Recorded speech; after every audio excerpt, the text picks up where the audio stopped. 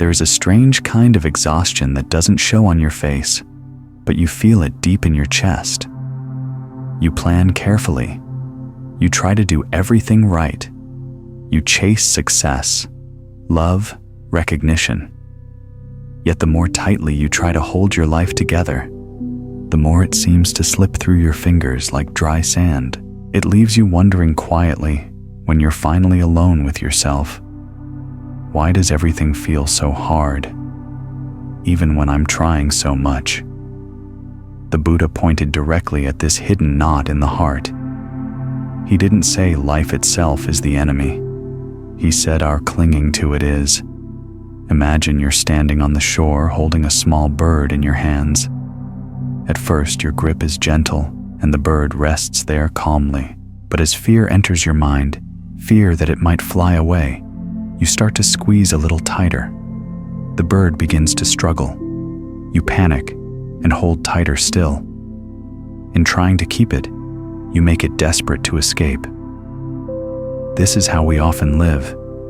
We hold our dreams, our relationships, our image of ourselves so tightly that they can no longer breathe. What once brought joy starts to bring anxiety. The Buddha taught that desire itself isn't the enemy.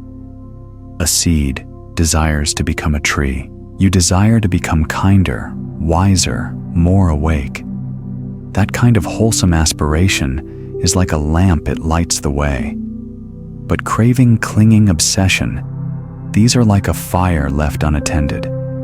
The more wood you throw in, the higher the flames rise until they start to burn the very house you're standing in. You feel it when your wish becomes, I must, when your preference becomes, it has to be this way, or I'll fall apart. Pause for a moment and gently look inside. Notice the places where wanting has turned into weight. Perhaps it's the need to prove yourself, the need for someone to stay, the need for the future to arrive on your timeline. Feel how your body responds when you think I can't be happy until this happens. The shoulders tense, the breath shortens. The heart becomes a hostage of a moment that hasn't even arrived. This is how subtle suffering begins, not with dramatic disasters, but with the quiet belief that right now is not enough. The Buddha's wisdom doesn't ask you to stop caring. It invites you to care differently, to care with awareness instead of attachment, to walk your path with open hands instead of clenched fists. When you hold life with open hands, nothing is guaranteed to stay, but nothing has to for you to be at peace. You can enjoy, cherish, participate fully without building a prison around every experience and calling it mine. Non-attachment is not coldness. It is warmth without chains. Picture a traveler carrying a heavy suitcase up a long mountain path. Inside the suitcase are things they think they absolutely need. Everyone's approval, constant productivity, a flawless future, an unchanging body, certainty about everything. The higher they climb, the heavier the suitcase becomes. Their back aches, their breath struggles. At some point, an old monk sitting by a rock calls out gently, "What would happen if you opened the suitcase and left a few things behind?" The traveler hesitates, "But I might need them." The monk smiles, "Perhaps, but notice how much they are already costing you." In your own life, you might be that traveler, carrying mental luggage filled with expectations and fears. The Buddha's path is not about burning the suitcase or throwing it off a cliff in rebellion. It is about sitting down, opening it up, and seeing clearly what is inside, which desires are simple, natural, aligned with wisdom, and which are driven by fear, comparison, and insecurity. The first kind can stay. The second kind you can begin gently to put down. Take a slow breath now. Feel the coolness of the inhale, the softness of the exhale. As you breathe out, you can imagine placing one heavy expectation beside you on the ground. Maybe the belief that you must have your life figured out by a certain age. Maybe the idea that your worth depends on how much you achieve, how perfect you appear, or whether someone chooses you. Watch that belief in your mind's eye sit there on the earth like an old stone. Notice how your chest feels with it outside instead of inside. The Buddha often spoke of impermanence, everything changing moment by moment.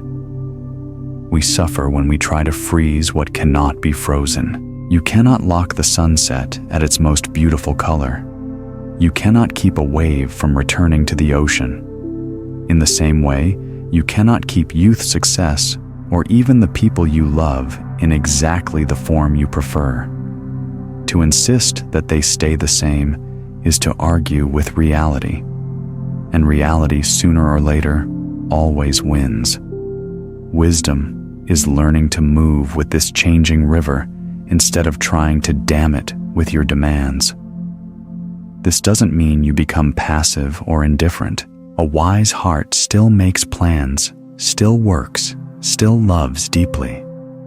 But it understands a quiet truth. I will give my whole presence to this moment, and yet I will not demand that it lasts forever. You can work toward your goals, but you no longer hang your entire sense of self on them. You can love someone fully, but you no longer believe that losing them would mean losing yourself. In that space, love becomes cleaner work, becomes lighter, and your life stops feeling like a constant emergency. Gently, in the silence of your own mind, you might whisper, I am allowed to want, but I do not need to cling. I can walk toward my dreams and still be at peace if the road turns. I can care deeply without carrying everything like a burden. Feel how those words land in your body. If there is resistance, that's okay. You are not trying to force yourself to believe something. You are simply opening a window to a new way of seeing. As we continue this journey together, we will walk deeper into this art of letting go, not as a form of defeat, but as a doorway into a quieter, stronger freedom. For now, it is enough to notice the weight you have been carrying and to understand that the Buddha's teaching is not against you or your dreams. It is for your peace. Life is not asking you to stop living. It is asking you to stop gripping. Somewhere between chasing and giving up, there is a gentle middle path where effort and ease can finally meet. There is a point on the path where you realize that it is not your legs that are tired, but your resistance. You're not just tired of doing, you're tired of pushing, tired of insisting that life must move according to your map, your schedule, your design. It's as if you've been standing in a river with both hands on the water, trying to force it to flow in a straight line. The more you push, the more the water splashes back in your face. Underneath the frustration is a quiet question. Your heart keeps asking, why am I fighting so hard against something that clearly has its own direction? The Buddha's teaching is like someone tapping your shoulder by the river and saying gently, you cannot push water. Life, like that current, will not obey your hands. It has its own movement, its own timing, its own mysterious bends and turns. Control feels safe, so we cling to it. We believe that if we plan precisely enough, worry hard enough, anticipate every scenario, we will be spared disappointment. But control is a beautiful mask for fear. It says, if I don't hold everything together, it will all fall apart. Yet just notice how often you feel most broken when you're gripping the hardest. Imagine a person in a small boat moving down a wide river at dawn. The fog is low, the water calm. They hold two paddles. Instead of rowing with the current, they twist their body to row against it, insisting on going backward because that's where they think safety is. Each stroke exhausts them. The river looks hostile, not because it is, but because they're fighting its natural flow. Now imagine the moment they finally pause, let the paddles rest on the surface, and for the first time, feel the boat being carried. Nothing in the river has changed, only their relationship to it. In your own life, there may be places where you are rowing against what is already clearly moving. A relationship that has been asking for honesty or distance, but you keep trying to hold it in a shape that no longer fits. A job that has been whispering, "It's time to grow," but fear keeps you frozen in what is familiar. A version of yourself that you have outgrown, yet you keep rehearsing old roles, so others won't be uncomfortable. Notice the tension that rises when life is clearly turning a corner and you insist on walking straight. The Buddha never said, "Do nothing." He spoke of skillful effort that moves with reality rather than against it, to see clearly what can be changed and what cannot, to act wisely where your action matters and to soften where your control is only creating more pain. This is not passive surrender. It is intelligent cooperation with the truth of impermanence. When you recognize that everything is changing, you stop screaming at the tide to retreat and start learning how to navigate its waves. Take a breath now and feel the places in your body that tighten when you think about the future. Perhaps your jaw, your chest, your stomach. Each tension is like a small fist that says, "I refuse to trust." With your next exhale, imagine warm water flowing through that area, loosening the tightness, not by force, but by gentle presence. You're not trying to make yourself trust. You're simply letting go of the idea that you must control everything in order to be safe. Sometimes life itself gives you a lesson you did not ask for. Plans fall through people, leave outcomes collapse. Your carefully built structures crumble like sandcastles at the shoreline. In those moments, the mind often panics. This shouldn't be happening. This wasn't the script. Yet later, when the dust settles, you might look back and see that the collapse cleared a space you never would have opened on your own. A path appears you would not have chosen, but now cannot imagine your life without. What looked like chaos was an unseen rearranging. There is a quiet power in asking different questions. Instead of, "How do I make life do what I want?" you might ask, "What is life showing me now?" Instead of, "How do I keep this from changing?" you might ask, "How can I meet this change with wisdom?" These questions do not turn you into a passive observer. They turn you into a conscious participant. You stop acting like someone trying to force a river and become someone learning how to listen to its current. Trust does not mean you will always get what you want. It means you will not be destroyed when you don't. It means you understand that the river's course is wider than your immediate comfort, that there are bends and horizons you cannot yet see. The Buddha invites you into a kind of courage that is softer than control, the courage to loosen your grip and let the boat move. To say quietly, "I will do my part, and I will stop trying to do the river's part as well." So perhaps for today, your practice is simple. Notice one place where you are clearly pushing against life. One situation where your effort has turned into strain, where your plans are heavy rather than alive. For a moment, lay down the paddles in your mind. Feel what it is like not to struggle, even if only in imagination. Allow the possibility that the current knows something you don't, that you are being carried, not abandoned. You are not asked to never steer.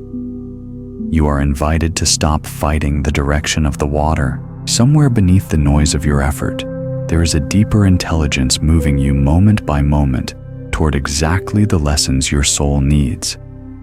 When you stop forcing the river, you begin to feel that guidance again, not as a loud command, but as a gentle, steady pull.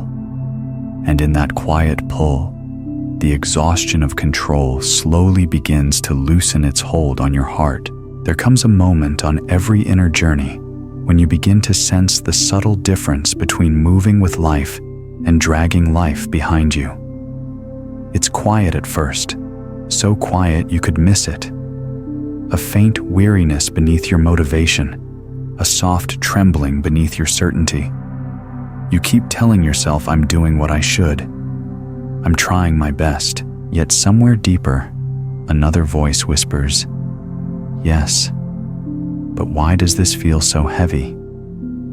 The Buddha often spoke about the hidden currents that shape our actions, not the actions themselves, but the energy beneath them. Two people can walk the same path, one with peace, the other with tension, yet their journeys are entirely different. One flows, the other forces. The difference is not effort, it is attachment.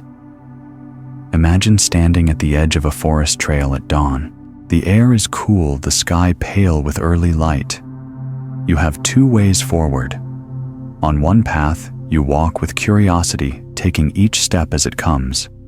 On the other, you march rigidly, eyes fixed on the destination, impatient with every delay. Both reach the same clearing, but only one arrives with a whole heart.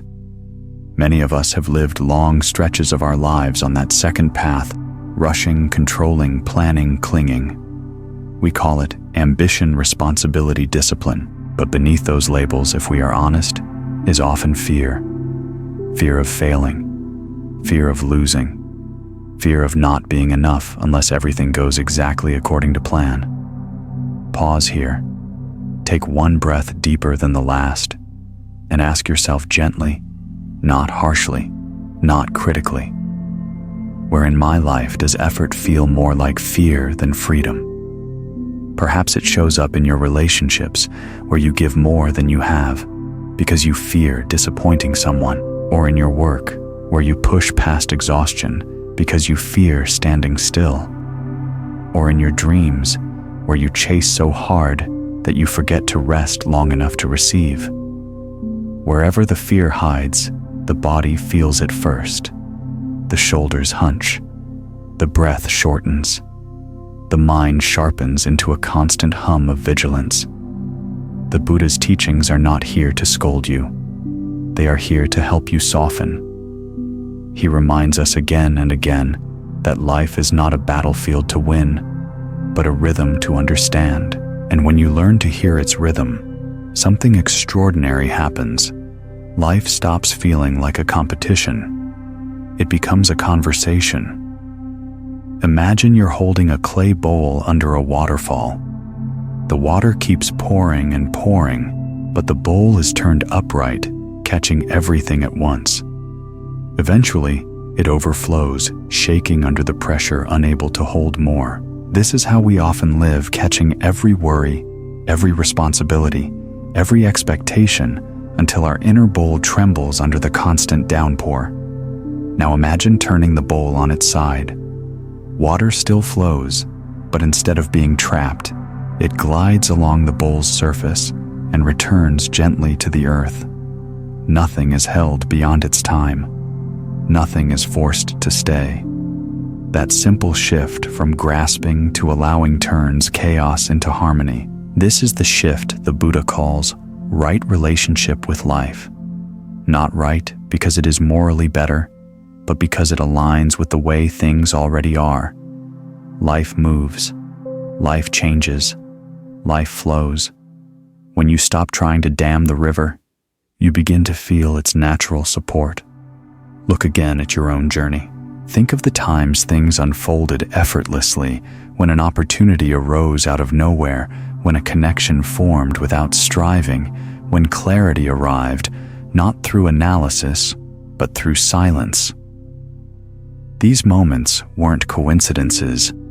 They were glimpses of what happens when you align with life rather than wrestle with it. Close your eyes for a moment and imagine yourself on a wide plain beneath a sky full of drifting clouds. You're walking, not hurriedly, not slowly, just walking. A soft wind moves through the grass, brushing your skin with the gentlest touch. In that spaciousness, notice this truth. Nothing in nature rushes toward its purpose. The sun does not race to rise. The moon does not strain to glow. The tree does not clench its roots to grow faster. All of nature lives in effortless cooperation with its unfolding. You too are part of that nature. You are allowed to move with that same ease. You are allowed to trust the timing of your life, just as the tree trusts the seasons. Now ask yourself softly, what would my life feel like if I moved with the same trust as the tree? Not passive, not idle, simply trusting. Trusting that your roots deepen even when you cannot see them. Trusting that your branches will reach light in their own time. Trusting that no part of your growth has been accidental or wasted. The Buddha often compared human life to a flame. A flame does not cling to its own shape. It dances because of its openness. If it became rigid, it would extinguish itself instantly. And so it is with us. The more rigidly we cling to our expectations, the more quickly our inner flame dims. But when we soften even a little, we rediscover our natural brightness. So perhaps the question is not, how do I make life work? But where can I soften my grip and let life work through me? Take a slow breath. Imagine yourself placing your rigid expectations one by one onto a small wooden boat. Place the need to control outcomes. Place the fear of falling behind. Place the worry that things will collapse without your constant effort. Watch the boat drift down the river. Do not force it. Simply observe. Now feel what remains. Beneath all the noise of control is a quiet presence, a calm that was always there, but often ignored. This presence is not passive. It is powerful. It is the part of you that knows how to move without forcing how to trust, without demanding how to act, without clinging. The deeper you trust this presence, the lighter your path becomes. And slowly, without you trying to orchestrate it, life begins to meet you halfway. Not because you pushed harder, but because you finally stopped resisting the current. There is a tenderness in life that only reveals itself when you stop running long enough to feel it. Most of the time we move with such urgency that we become strangers to our own inner world. We hurry from task to task, from expectation to expectation, believing that speed will somehow secure peace. Yet what often waits for us at the finish line is not peace, but more rushing, more striving, more tightening of the heart. The Buddha once taught that a mind always leaning forward is like a traveler, forever tripping over stones, never because the path is uneven, but because the traveler refuses to fully arrive.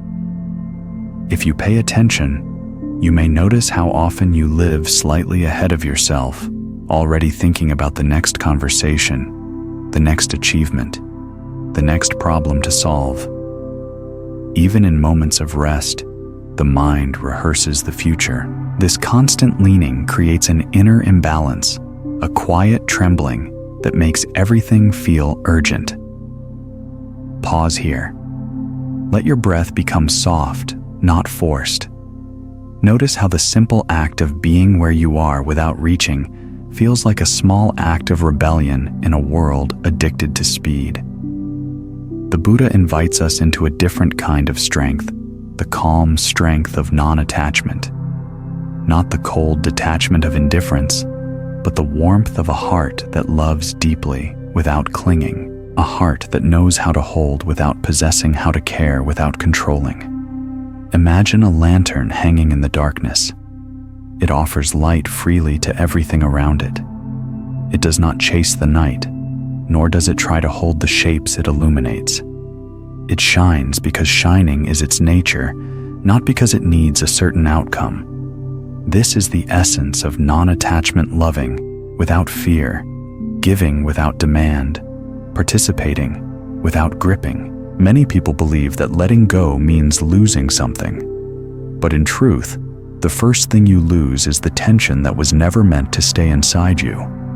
You lose the belief that your happiness depends on another person's behavior or on circumstances lining up perfectly. You lose the exhausting effort of trying to bend the world into a shape that fits your expectations. And what you gain quietly is space. Breathing room. A kind of inner spaciousness that feels like standing on an open field after years of living in a crowded room. Think of a tree in the wind. A rigid tree snaps in the storm. But a flexible tree, one that bends with the gusts, survives the night. Non-attachment is this flexibility of the heart. It allows you to bend without breaking, to love without losing yourself. Consider this. How many times have you been hurt, not by what happened, but by your insistence that it should have happened differently? The relationship that changed the plan, that failed the dream that unfolded in a direction you didn't expect. Suffering grows, not from the event itself, but from the inner cry of no. Not this. When you soften this resistance, even just a little life becomes less of an enemy and more of a teacher. Take a slow breath and imagine yourself standing beneath a spreading canopy of trees. The sunlight filters through like liquid gold. A soft breeze moves the leaves, and with every movement, small circles of light appear and vanish on the ground. Nothing tries to hold its form. Everything dances. Everything changes. Everything belongs. You are part of that dance. Now ask your heart gently, what have I been holding too tightly? Not as a criticism, but as a gesture of understanding. Perhaps you've been tightening your grip around the idea of who you should be by now, or clinging to someone who no longer meets you with the same energy, or gripping a version of your life that once made sense, but no longer fits your becoming. Notice how your breath shifts when you consider releasing just one thread of that tension. The Buddha taught that love born from attachment is fragile. It cracks under the weight of expectation. But love born from freedom is steady. It does not demand stay exactly as I need you to be. Instead, it whispers, I will walk with you as long as our paths align, and when they diverge, I will bless your journey. This kind of love does not collapse when circumstances change. It deepens. To practice non-attachment is not to distance yourself from life. It is to step into life fully without letting your peace be held hostage. It is to say, I am here, I care, I participate, but I do not cling to what must move. This is the courage to let everything be what it truly is, rather than what your fear wants it to be. Close your eyes once more. Picture yourself holding a small orb of warm light in your hands. It represents someone you love or something you dream of. As you breathe, feel how natural it is to soften your fingers slightly, not dropping the light, not losing it, just allowing it to rest instead of being gripped. This gesture is subtle, but it changes everything. Peace enters where tension once lived. Ask yourself softly, can I love without trying to own? Can I care without controlling? Can I walk with life instead of anchoring it to my expectations? These questions do not demand immediate answers. They are tiny lanterns you hang along the path. With time, each lantern will illuminate something you were previously holding in the dark. The beauty of non-attachment is that it does not remove life's experiences. It amplifies them. When you are not afraid of losing something, you can finally appreciate it. When you are not gripping the future, you can finally savor the present. When you are not clinging to certainty, you can finally be surprised by life's generosity. and slowly, gently, you discover a peace that doesn't come from controlling life at all, but from allowing it to breathe.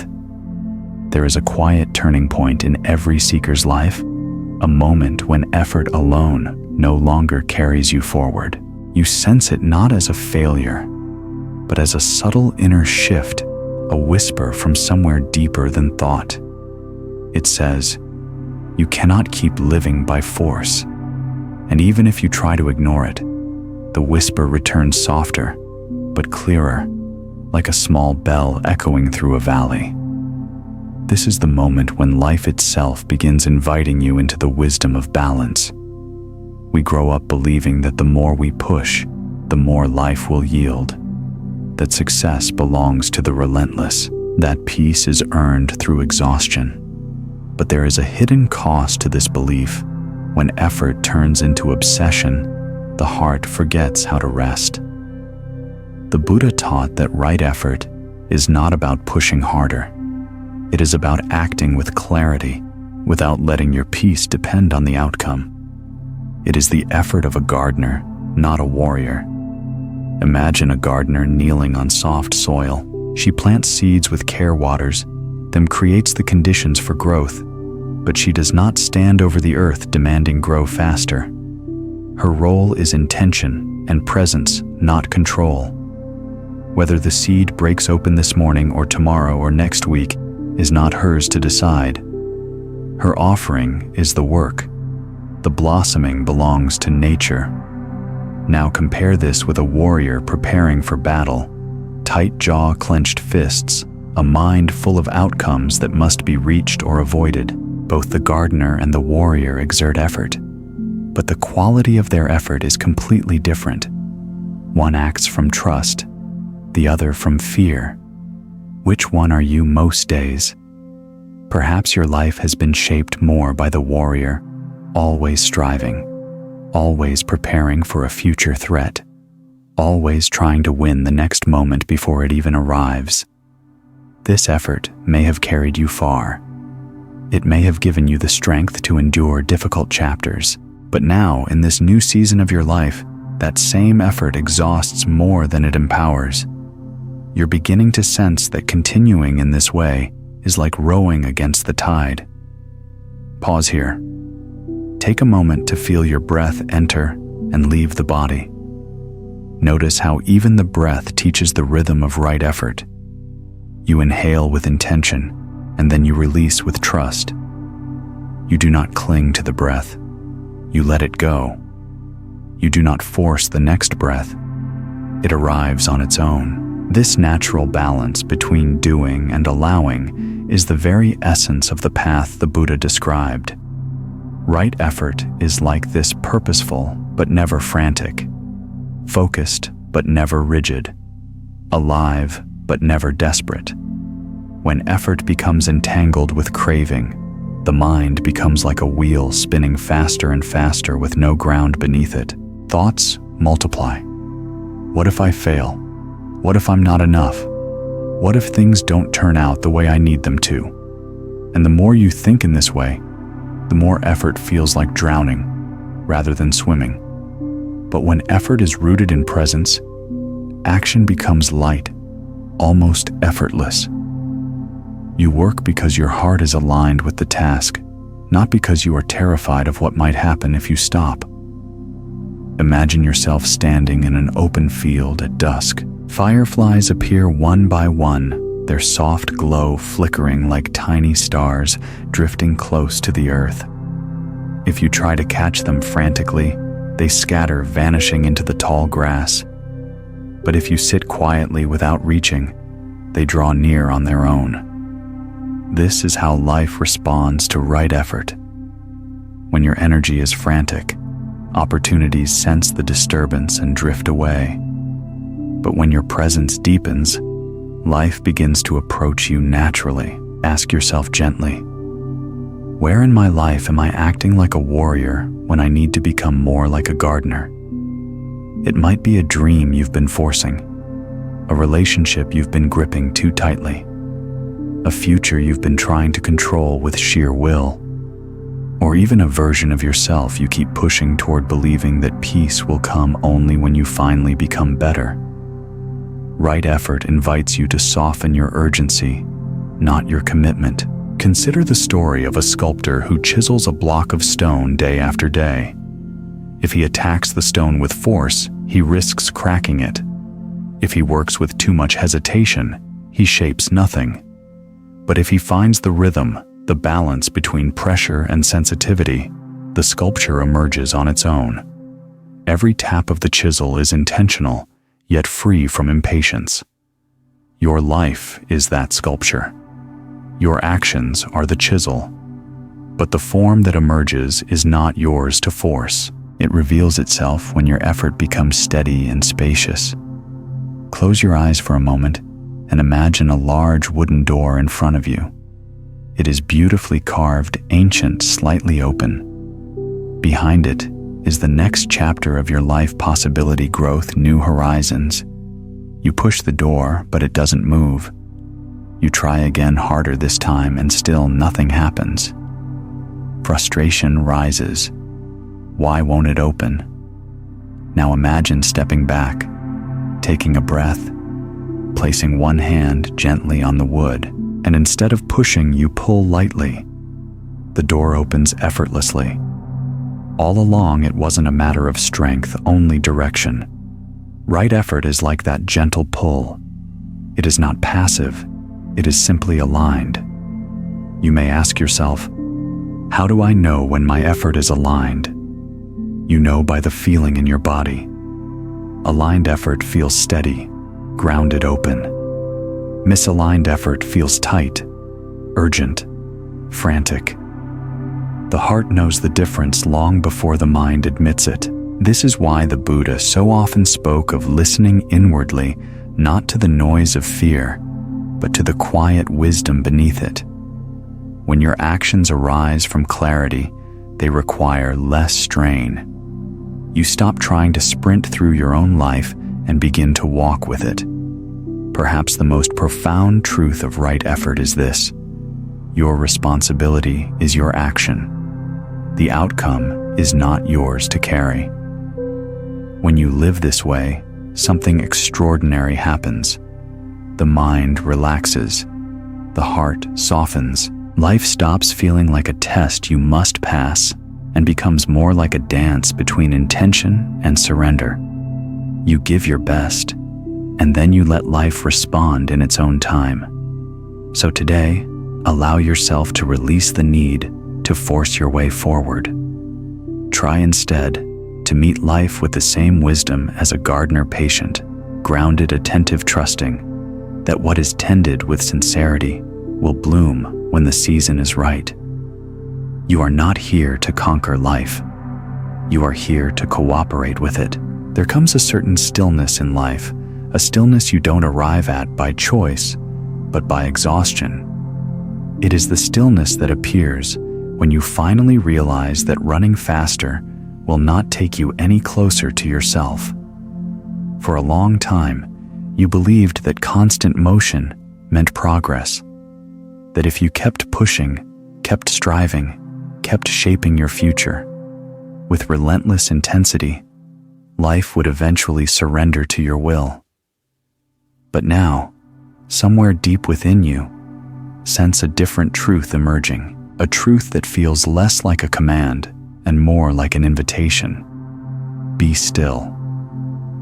Let life meet you. This is where the Buddha's teaching on presence begins, not in grand enlightenment, but in the subtle recognition that your mind has been everywhere except here. You may notice how much of your day is spent replaying the past, projecting the future, rehearsing conversations, imagining outcomes. The mind spins its web of stories, and you become tangled in it, mistaking every thought for reality. And yet when you pause, truly pause, you can feel something else beneath the noise. A quiet hum, a gentle awareness, a spaciousness that was always there but rarely acknowledged. Imagine for a moment a lake high in the mountains. Its surface is so still that it reflects the sky flawlessly, almost like a mirror held by the earth. But if even a small stone is thrown into it, ripples distort the reflection. The lake doesn't become less itself. It simply loses clarity for a moment. Your mind is this lake. Life constantly throws stones, uncertainty, desire, fear, expectation. The ripples come naturally, but the lake does not chase the stone. It does not try to smooth itself by force. It returns to stillness on its own when nothing interferes. This is the first doorway into presence. You do not force yourself into peace. You create the conditions in which peace naturally arises. But what does this look like in the reality of your everyday life? Perhaps it appears in the way you breathe when you're stressed, fast, shallow, urgent. You may not notice it, but your breath reveals your state long before your thoughts do. Or perhaps it appears in your posture, the subtle tightening of your shoulders, the way your jaw clenches when you're afraid things won't go your way. Or it appears in your habits, the urge to overwork, to distract yourself, to keep moving, even when nothing requires your movement.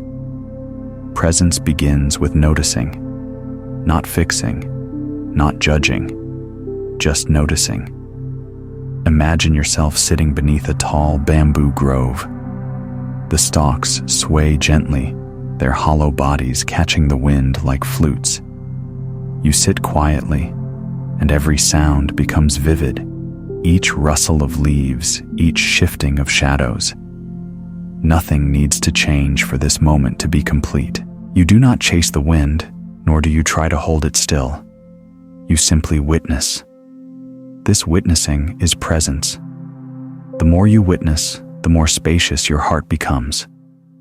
Ask yourself softly, when was the last time I allowed myself to fully arrive in a moment, not half present, not divided by thought, but completely here?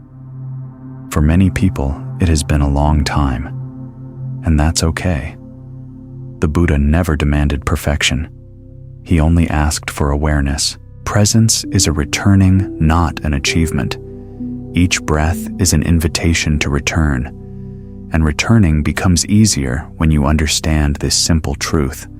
Life already knows how to carry you. It is your resistance that creates the struggle. Think of a person floating on their back in a river. If they panic, their body tightens, they sink. But when they let the water hold them, their body rises effortlessly. The effort was not in floating. It was in the letting go. In the same way, presence is not a skill to be mastered. It is the natural state that appears when clinging loosens. Now consider another image. A potter's wheel spinning steadily as wet clay is shaped by a gentle hand. If the potter applies too much force, the form collapses. If too little, it loses shape. The magic lies in the subtle balance between pressure and release. Presence works the same way. Too much control collapses peace. Too little intention leads to drifting. The path is in balance. You may wonder, but how do I balance effort and presence in a world that demands productivity? The answer lies not in withdrawing from life, but in shifting the place from which you act. Action without presence becomes frantic. Action with presence becomes graceful. Presence does not make you less effective. It makes you more aligned. Imagine two people chopping wood. One is tense, thinking of finishing quickly, worrying about the next task. The other is fully absorbed, feeling the weight of the axe, hearing the echo of each strike, breathing in rhythm with the movement. Both cut wood, but only one is at peace. In your own life, consider how often you move through your day with the first person's energy, and imagine what it would feel like to move with the presence of the second. Not slower, just more aware. This awareness has a power you may not yet fully realize. When you are present, fear loses its grip. Anxiety dissolves because anxiety lives in the future. Regret loses strength because regret lives in the past. Presence is the only place where suffering cannot hold you tightly. So ask yourself again, gently, what part of my life is asking me to be more present? Is it your work, your relationships, your inner dialogue, your breath? Presence doesn't require a meditation cushion or a forest monastery. It requires only this moment, this breath, this awareness, this willingness to pause the rushing world inside you. Close your eyes now and imagine a simple wooden bowl resting on a table. Inside it is a single candle flame still unwavering. Around it the world moves, winds blow doors open and close, voices rise and fall. But because the bowl shelters the flame from direct force, it continues to shine steadily. This bowl is your presence. When you rest in awareness, the flame of your peace is protected. Life will always move around you. But when presence becomes your home, nothing has the power to extinguish your inner light. And slowly, as you return to yourself again and again, you begin to understand that presence is not just a practice. It is a way of being, a way of seeing, a way of living. It is the only place where life truly happens. There are seasons in your inner life when everything feels strangely still, as if the world continues moving, but something inside you has paused, waiting for your deeper understanding to catch up. You sense that no amount of pushing will move this moment any faster. It is neither resistance nor failure. It is life asking you to slow down long enough to hear what it has been whispering to you all along. The Buddha taught that stillness is not the absence of movement, but the presence of clarity. And clarity often chooses to arrive only when the noise within you has softened. Yet for most of your life, you may have treated stillness as an inconvenience, a delay, an obstacle to your plans. Every pause felt like a disruption. Every moment without progress felt like falling behind. But now, standing deeper within your own journey, you begin to wonder whether the pauses were never obstacles. They were invitations. Imagine walking through an ancient forest at twilight. The air is cool and fragrant with pine. As you walk, the path narrows and becomes dim, and instinctively, you begin to quicken your pace. But after a few steps, you notice that the more you rush, the more shadows distort your perception. The forest grows, confusing the path unclear. Finally, you stop, you breathe. And in that stillness, the details return: the curve of the path, the glint of light on a nearby stream, the quiet hum of insects rising with the night. The forest didn't change, your seeing did. Life works the same way. When you move frantically, your vision narrows. When you pause, the world reappears with sharper meaning. In many ways, you may be entering a season where the universe is slowing your steps on purpose, not to punish you, but to reorient you. Stillness gives you the chance to question, what direction am I truly moving in? Whose expectations am I trying to fulfill? What part of me am I leaving behind by rushing? Sit with these questions without urgency. They are not meant to be solved. They are meant to be felt. The Buddha often described the mind as a mirror. When constantly shaken, it cannot reflect truth. Only when it settles does reality appear. If your heart feels restless, uncertain, or detached from its own knowing, it may simply be because your inner mirror has been stirred for too long. It needs stillness, not as a luxury, but as nourishment. Imagine a small shrine on a mountaintop. Inside, it burns a single candle. When the winds howl, the candle flickers wildly, sometimes dimming almost to darkness. But when the wind stills, the flame rises tall and steady, revealing everything around it with soft, golden clarity.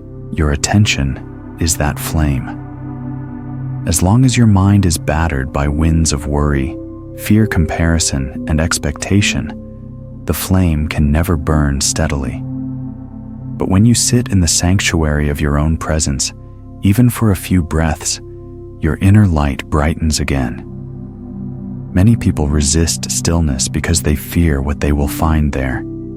The hidden grief, the unspoken longing, the truth beneath all the noise. But the Buddha reminds us gently, only what is faced can be freed. Stillness is not a confrontation. It is a compassionate meeting with yourself. It is the moment you finally allow the feelings you've ignored to speak, not to overwhelm you, but to guide you. Consider the image of a musician tuning her instrument before a performance. She plucks each string slowly, listening deeply, adjusting delicately. She cannot rush this tuning because the music depends on it. You too must tune your inner instrument, your mind, your breath, your intention before moving forward. If you rush into the next chapter without tuning, the music of your life grows discordant. Stillness is the tuning, and the more you practice it, the more you realize that stillness is not emptiness at all. It is full, brimming with insights, sensations, subtle truths. When you allow silence to deepen, you begin to hear the quiet murmur of your intuition, the part of you that speaks not with fear, but with wisdom. You may notice a gentle nudge telling you to release what no longer fits, a soft pull guiding you towards something more aligned, a clearer sense of what nourishes your soul and what drains it.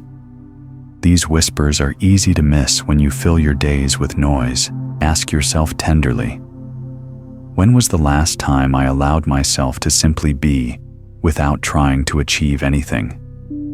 This question is not a criticism, it is an invitation.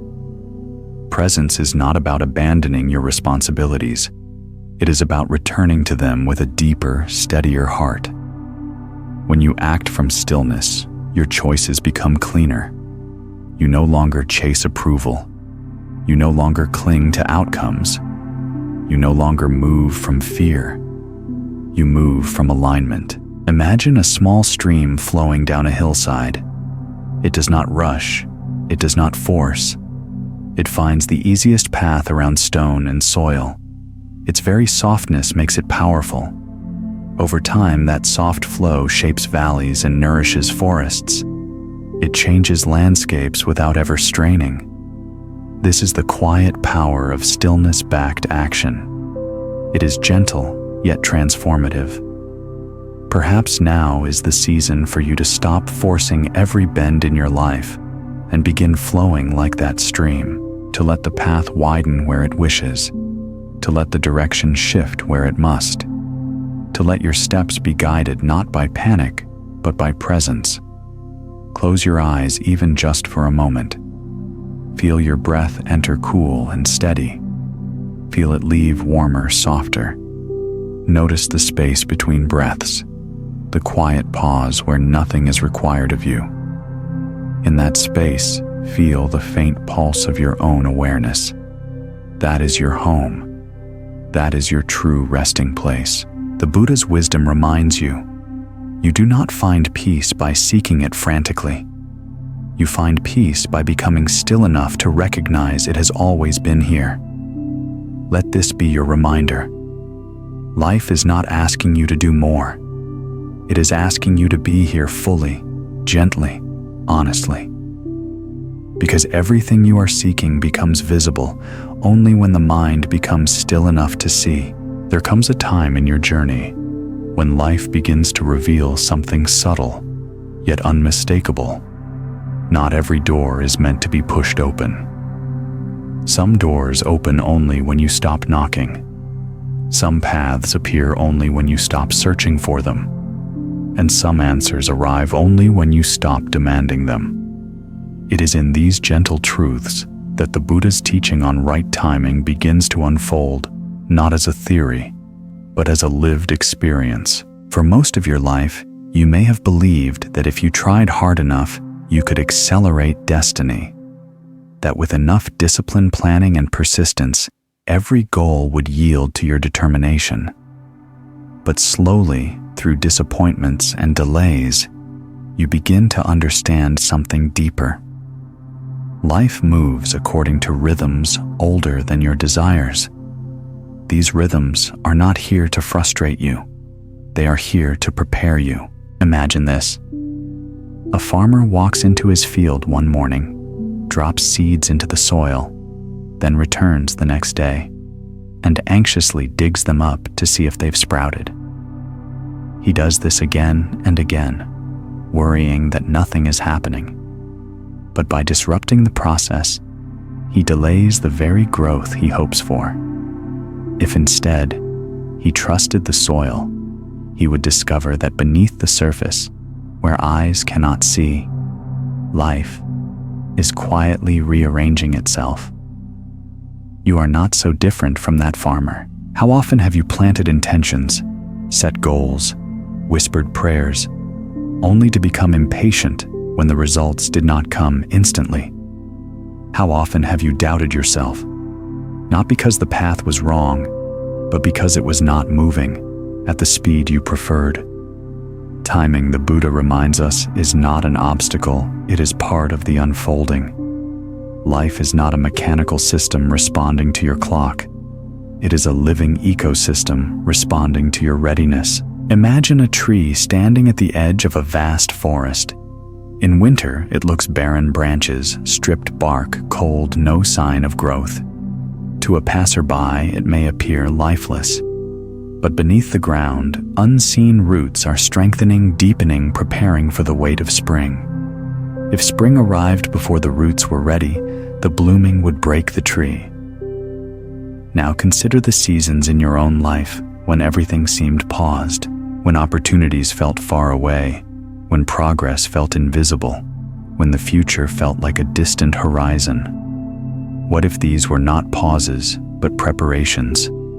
What if life was deepening your roots before granting your wings? Ask yourself gently, is it possible that what I call delay is actually life protecting me from receiving something before I'm ready to hold it? This question shifts the entire landscape of your understanding. Suddenly, patience is not passivity. It is wisdom. It is alignment. It is participation in life's natural rhythm. Think of the times when something you desperately wanted slipped away, a job, a relationship, an opportunity. You mourned, resisted, doubted yourself. But months or years later, you may have looked back with clarity and realized what left was clearing space for what was meant to arrive. The Buddha teaches that life's timing is not random. It is precise in ways the mind cannot comprehend. There is a quiet intelligence beneath your experiences, one that sees further than your fear and wider than your plans. Imagine now that you are sitting beside a quiet pond at dusk. The sky is turning shades of amber and rose. Fireflies flicker like tiny stars descending toward the earth. You notice the surface of the water still reflective. Then you toss a small pebble. Ripples form, spreading outward in perfect circles, touching every corner of the pond. This is how your intentions work. You release them into life, and they begin to ripple outward. Just because you can't see the movement doesn't mean nothing is happening. The ripples are real. They are simply subtle. But here is the deepest truth. Ripples do not become waves just because you demand it. Waves arise when the conditions align. This is the heart of the Buddha's teaching on timing. Everything arises when conditions are right, no sooner, no later. Now bring your awareness to your breath. Notice how you cannot inhale twice without exhaling. Notice how you cannot rush the exhale without losing balance. The body itself teaches the rhythm of timing. Breath has its own wisdom. So does life. Perhaps somewhere in your life right now, you are trying to rush a season, trying to force clarity, trying to control outcomes, trying to make people change before they are ready, trying to hurry your healing, trying to outrun your uncertainty. Feel the weight of that rushing. Notice how much energy it drains from you. Notice how anxiety grows in the gap between your timeline and life's timeline. The Buddha invites you into a softer truth. Peace is found not by accelerating life, but by synchronizing with it. Imagine you are walking through an endless desert. The sun is high, the air shimmering with heat. You are thirsty, desperate to find water. You walk faster, your breath growing shallow, your steps unsteady. In your frantic search, you overlook a path that leads to an oasis hidden just behind a small ridge. Rushing made you blind. Now imagine the same journey, but this time you walk with steady awareness. Each step, deliberate, each breath full. You see subtle signs in the sand, a shift in wind, a cluster of greener shrubs. You turn slightly and find the oasis you would have missed in haste. This is the power of presence over urgency. When you stop rushing, you start seeing. When you stop pushing, you start hearing. When you stop forcing, you start receiving. Ask yourself gently, now, what am I trying to hurry? Where am I forcing life to move faster than it wants to? What if the timing I've been fighting is actually protecting me? Let these questions settle like soft rain on your heart. Imagine finally that you are holding a closed lotus bud in your hand. You want it to bloom. You pull gently at its petals, trying to reveal its beauty sooner, but forcing it open destroys it. A lotus blooms only when water, sunlight, temperature, and timing align. Your life is that lotus. Your unfolding cannot be rushed. And when the time arrives, when the conditions align, you will bloom without effort. Not because you forced it, but because you trusted the rhythm written into your being.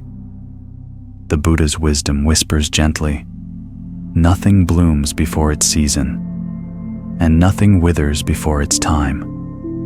So soften your urgency. Trust your process. Trust your timing. Trust that life is not withholding anything from you. It is preparing you for what is already on its way. There is a certain tenderness in the human heart, a softness that reveals itself only when exhaustion has stripped away all illusions of control. You reach a point where you realize that the weight you've been carrying is not life itself, but your insistence on shaping life into something it never promised to be. This realization doesn't arrive with thunder or revelation. It arrives quietly, like a whisper from somewhere deep within. You do not need to hold everything together. And in that moment, you begin to see why the Buddha taught that the need for control is the root of much suffering. Not because planning is wrong, or ambition is wrong, or caring is wrong, but because fear has woven itself through all of these things. And fear, when quietly disguised as responsibility or diligence, can rule your life without your awareness. Think of a person standing on the shore, holding tightly to a rope connected to a small wooden raft. The waves pull the raft outward, but the person refuses to let go. Their hands burn, their arms ache, but the fear of losing the raft overwhelms the pain. Only later do they realize that the raft was never meant to stay, that its drifting was part of the tide's rhythm, not a rejection. We spend much of our lives like this, gripping ropes that were never meant to be held. Ask yourself gently, what am I gripping out of fear that I call responsibility? Perhaps it's a relationship that has already drifted into a different season. Perhaps it's an identity you constructed years ago that no longer feels true. Perhaps it's a dream you outgrew, but feel guilty about leaving behind. Or perhaps it's the idea that your worth depends on constant achievement. The Buddha's wisdom does not ask you to abandon your dreams or detach from people you love. It invites you to notice the difference between holding and clinging. Holding is gentle, open-handed, respectful. Clinging is rigid, fearful, suffocating. One nourishes, the other drains. Imagine a potter shaping clay on a spinning wheel. Her hands must stay soft and responsive. If she grips the clay too tightly, it collapses. If she pushes with too much force, it loses form. The clay teaches her that creation is a partnership. She guides the form, but the clay also guides her. This is the dance of life, a rhythm between doing and allowing, guiding and trusting. Consider your own life. Where are you pushing so hard that you've stopped feeling the natural shape of things? Where have you mistaken force for strength? Sometimes the most courageous act is loosening your grip, not giving up, but giving space. Let yourself imagine standing in a vast field at dawn. A gentle mist moves across the grass, each blade shimmering with dew. In your hands is a tight knot made of thin, delicate thread. The more you pull, the tighter it becomes. But the moment you soften your fingers and breathe, the knot begins to loosen itself. Life behaves in this same mysterious way. When you stop pulling in desperation, what once felt impossible begins to soften and untangle. Control exhausts you because it asks you to fight reality. Surrender frees you because it asks you to trust it. But surrender is often misunderstood. Many believe it means passivity or defeat. Yet in the Buddha's teachings, surrender, letting go, is an act of wisdom. It is choosing alignment over resistance. Instead of wrestling with life, you begin to listen to it. Imagine a bird trying to fly against a storm. Its wings beat with frantic urgency, but the wind pushes it back with relentless force.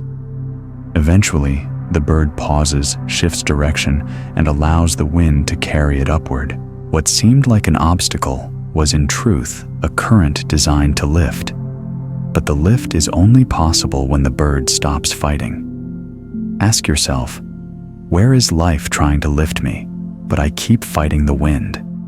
Perhaps life is guiding you toward rest, but you insist on pushing harder. Perhaps life is closing one chapter to open another, but you cling to the old page. Perhaps life is inviting you into growth, but fear whispers reasons to stay the same. There is a profound relief that appears when you finally admit to yourself, I don't have to manage the entire universe. Your only true task is to meet each moment with clarity, compassion, and courage. The rest belongs to forces larger than your will. Now close your eyes for a brief moment. Feel the rise and fall of your breath.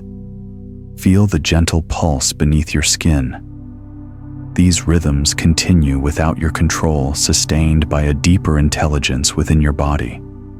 In the same way, life holds you even when you stop holding it so tightly. Imagine now that you are standing on the bank of a quiet river. On the water floats a small wooden bowl. Inside the bowl is everything you fear: losing dreams, relationships, identities, expectations. You place your hands on the bowl, ready to clutch it, but something inside urges you to let the water decide its path. You release your hands. The bowl drifts gently, carried by the current, not away, but forward. Letting go does not mean losing. It means allowing life to carry what you cannot force. As you stand there, imagine a soft voice rising from the river itself. What is meant for you will never require fear to keep it. This truth may feel unfamiliar at first, almost too gentle to trust. But let it settle. Let it linger. Let it slowly reshape the way you relate to the world. Next, ask yourself, What becomes possible when I stop gripping life with fear? What part of me has been waiting for permission to rest? What could unfold if I trusted that I don't need to control what is already aligned for me? These questions are not meant to be answered quickly. They are seeds that, when planted in the soil of awareness, begin to open in their own time. And now, imagine walking away from the river with empty hands, not empty with loss, but empty with possibility. For the first time in a long while, your hands are free. You are free. Free to receive. Free to breathe. Free to move with the current instead of against it. The Buddha's wisdom is simple, but not always easy. Let go of the fear that keeps you clinging, and you will discover the peace that has been waiting to return to you. And as you walk with that truth, step by gentle step, life begins to reshape itself around your new openness. What once felt heavy begins to lighten. What once felt blocked begins to flow. What once felt uncertain becomes a path illuminated from within. Let this be your reminder. You do not need to control everything. You only need to stop clinging to what was never yours to hold. There is a quiet space between effort and outcome that most people overlook, a space filled with silence so delicate that the mind, if untrained, rushes past it in search of certainty. Yet this very space, the Buddha taught, is one of life's greatest teachers. It is the place where faith is tested, patience is refined, and inner wisdom begins to rise from the depths of your being. Most suffering does not come from the effort itself, but from the discomfort of waiting for results. Think of the many times you have given your best, poured your heart into something, invested time, energy, intention, and then found yourself suspended in a discomforting stillness. No movement, no visible progress, no answer. In these moments, the heart becomes restless. The mind begins its familiar cycle: doubt, worry, overthinking. You wonder if your effort was pointless, if you were foolish to believe, if life is ignoring your devotion. But this pause, this silence, this is the sacred interval the Buddha spoke of. It is the test between sowing and reaping, between action and fruition, between intention and manifestation. Imagine a musician playing a piece of music. The beauty of the melody is not created by the notes alone, but by the silence between them. Without the pauses, the music becomes chaos. Without stillness, the notes lose their meaning. The pause does not interrupt the music, it makes the music. Your life is composed in the same way. The stillness between chapters is not emptiness, it is alignment.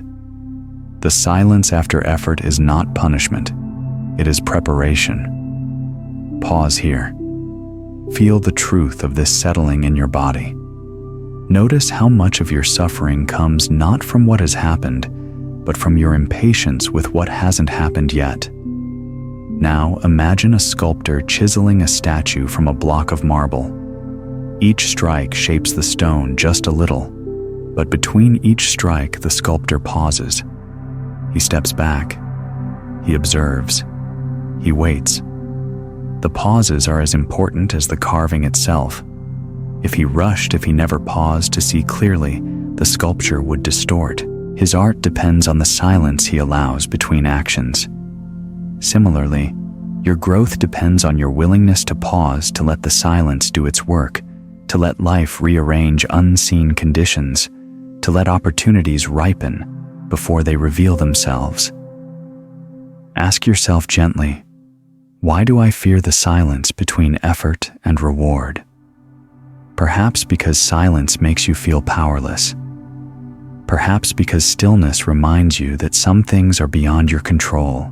Perhaps because waiting exposes parts of you you would rather not see: doubt, insecurity, longing. But what if silence is not exposing your weakness, but strengthening your faith? What if stillness is not your enemy, but your teacher? Picture yourself standing in a meadow at sunset. The sky glows in soft pink and gold. A gentle wind moves through the tall grass. You look out at the horizon and notice a single tree standing alone. It appears serene, unmoving, but if you were to look underground, you would see roots growing, expanding, drinking deeply from the soil. That growth is invisible, quiet, steady, essential. Your own becoming is often like that tree. Growth continues even when nothing appears to be happening on the surface. Progress is unfolding even when your eyes see no movement. This is the law of subtle becoming. But the mind rarely trusts what it cannot see. The mind wants proof signs, immediate validation. And so, in the absence of visible results, the mind creates stories. Maybe I'm failing. Maybe this was a mistake. Maybe I'm not enough. These stories are not truth. They are ripples of fear. The Buddha teaches us to recognize the difference between the silence of fear and the silence of faith. Fearful silence feels tight, anxious, restless. The heart beats too fast. The mind jumps from one worry to another. But silence rooted in trust feels spacious, like sitting in a wide open field, like breathing after a long sprint, like letting your shoulders drop after carrying a weight too long. Ask yourself now, what would happen if I trusted the silence instead of fearing it? Imagine a fisherman sitting by a river at dawn. He casts his line into the still water, then sits back. The river is calm, no sign of movement. Hours pass, yet he does not thrash the water with his net. He does not accuse the river of withholding. He understands the nature of rivers. He understands timing. He understands patience. And eventually, when conditions are right, the fish arrives. Life too has its own currents.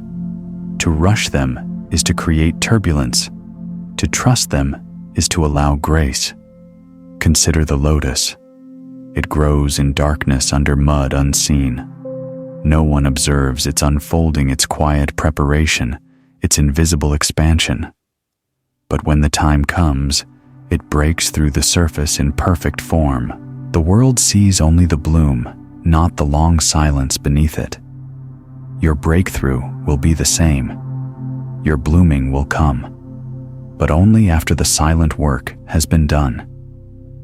The Buddha often reminded his followers, do your work with sincerity, then step aside and let life complete its part. But stepping aside is often the hardest part. The ego wants control. The mind wants guarantees. Yet the heart knows the truth. Nothing meant for you will skip you. Nothing aligned for you will require frantic effort. Nothing destined for you will require you to force it. Close your eyes now and take a slow breath. Inhale the possibility that your waiting is sacred. Exhale the belief that silence means nothing is happening. Imagine placing your intentions, your dreams, your hopes into a small wooden box. You close the lid. You place the box into the earth like a seed.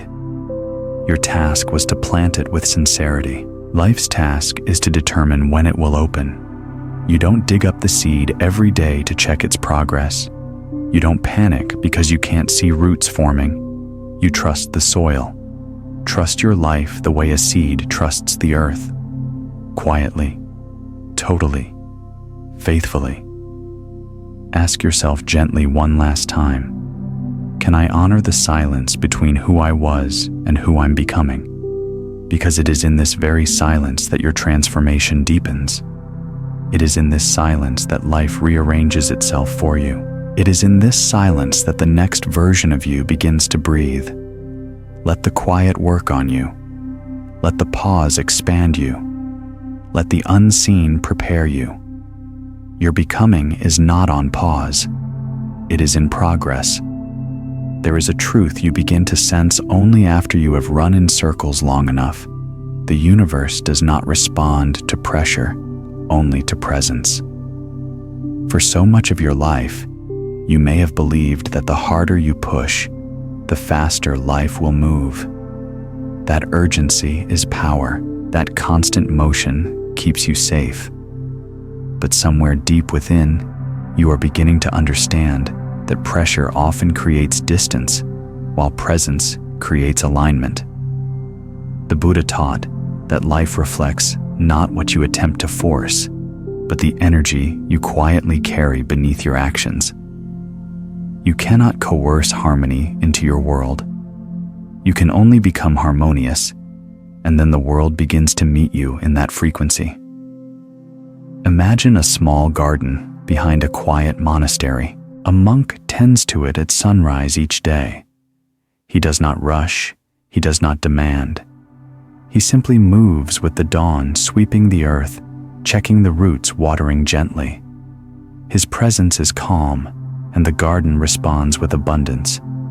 But imagine someone walking into the same garden with restless energy, hurried steps, and anxious hands. The soil becomes disturbed. The young buds bend. Even his shadow feels heavy. The garden has not changed, only the energy entering it has.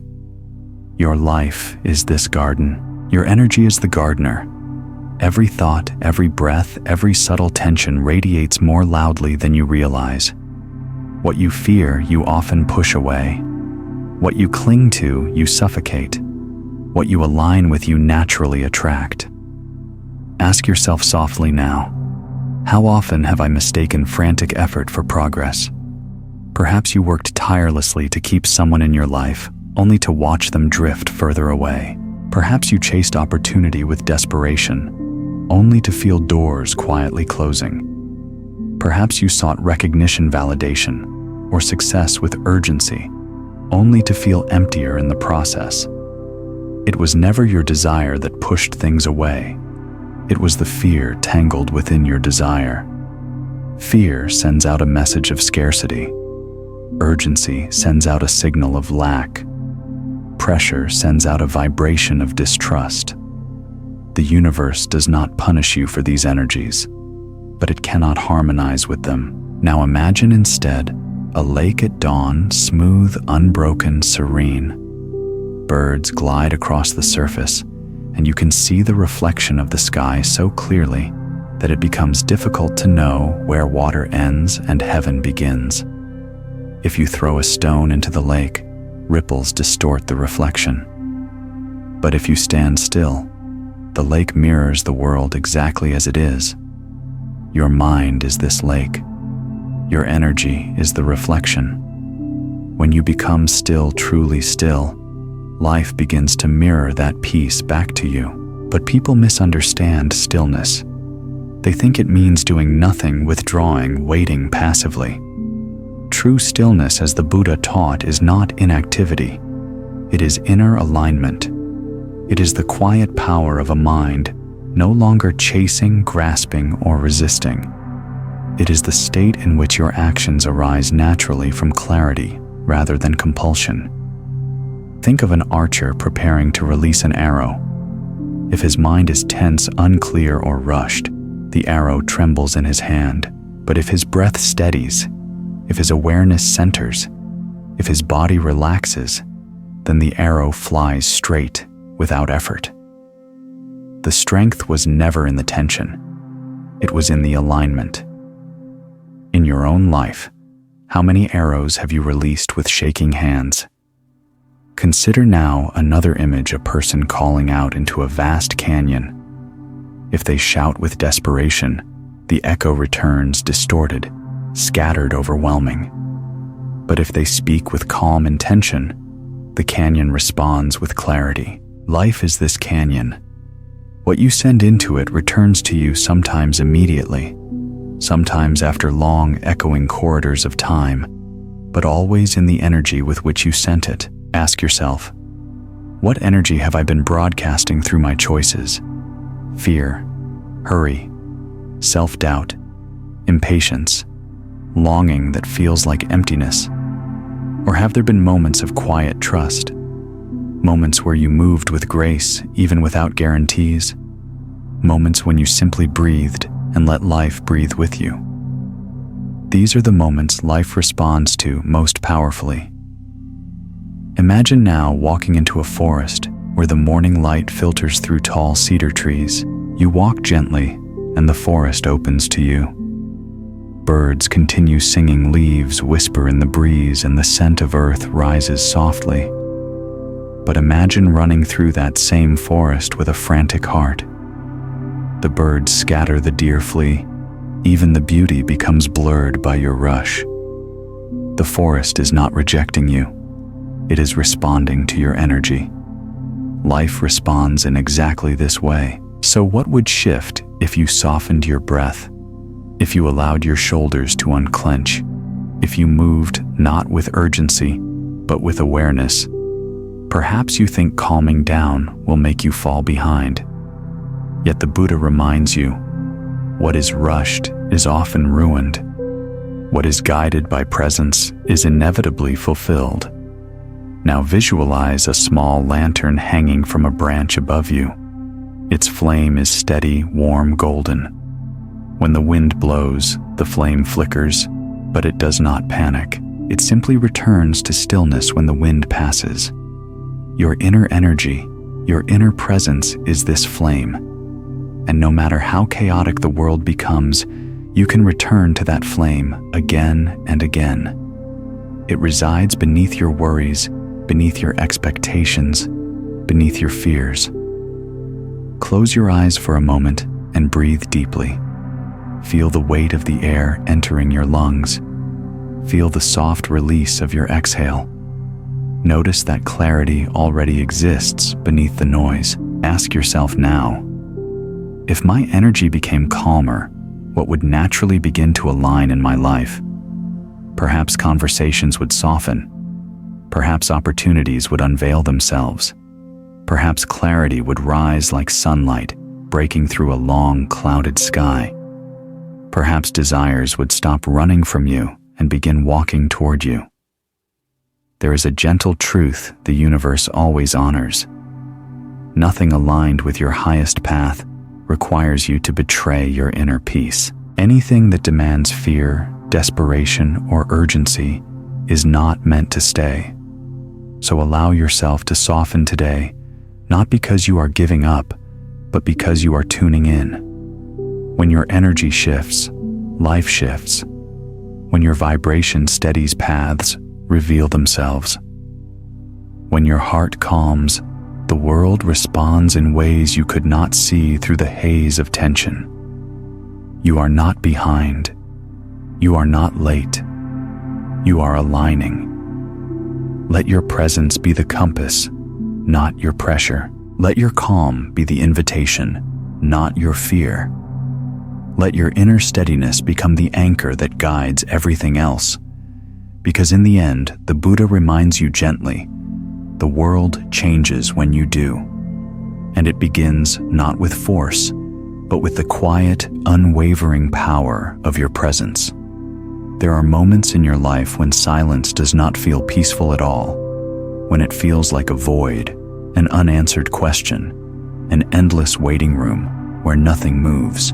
You sit there wondering whether life has forgotten you, whether your effort has been wasted, whether the universe has somehow closed its doors without explanation. But the Buddha taught that silence itself is a form of communication, one the mind is often too restless to understand. In the beginning, silence feels like absence, but with deeper awareness, silence becomes guidance, and eventually, silence becomes truth. Imagine standing in a vast desert at night. The sky is a tapestry of stars, the sand cool beneath your feet. The world is utterly still. At first, the quiet feels overwhelming, almost uncomfortable. But as you breathe into that stillness, you begin to notice subtleties. The whisper of wind shifting grains of sand, the distant rustle of unseen life, the steady rhythm of your own breath. What once felt empty is suddenly full. Silence didn't change, you did. This is how the universe works. It speaks softly, and you must grow quiet enough inside to hear. For most of your life, you may have been trained to react quickly, to fill every pause with noise, to fear still moments as signs of stagnation. But the Buddha reminds you gently that the pauses of life are not mistakes. They are transitions, bridges between who you were and who you are becoming. Sometimes life becomes silent because you are being redirected. Sometimes life becomes silent because you are being protected. Sometimes life becomes silent because you are not meant to hear the next instruction until you have rested.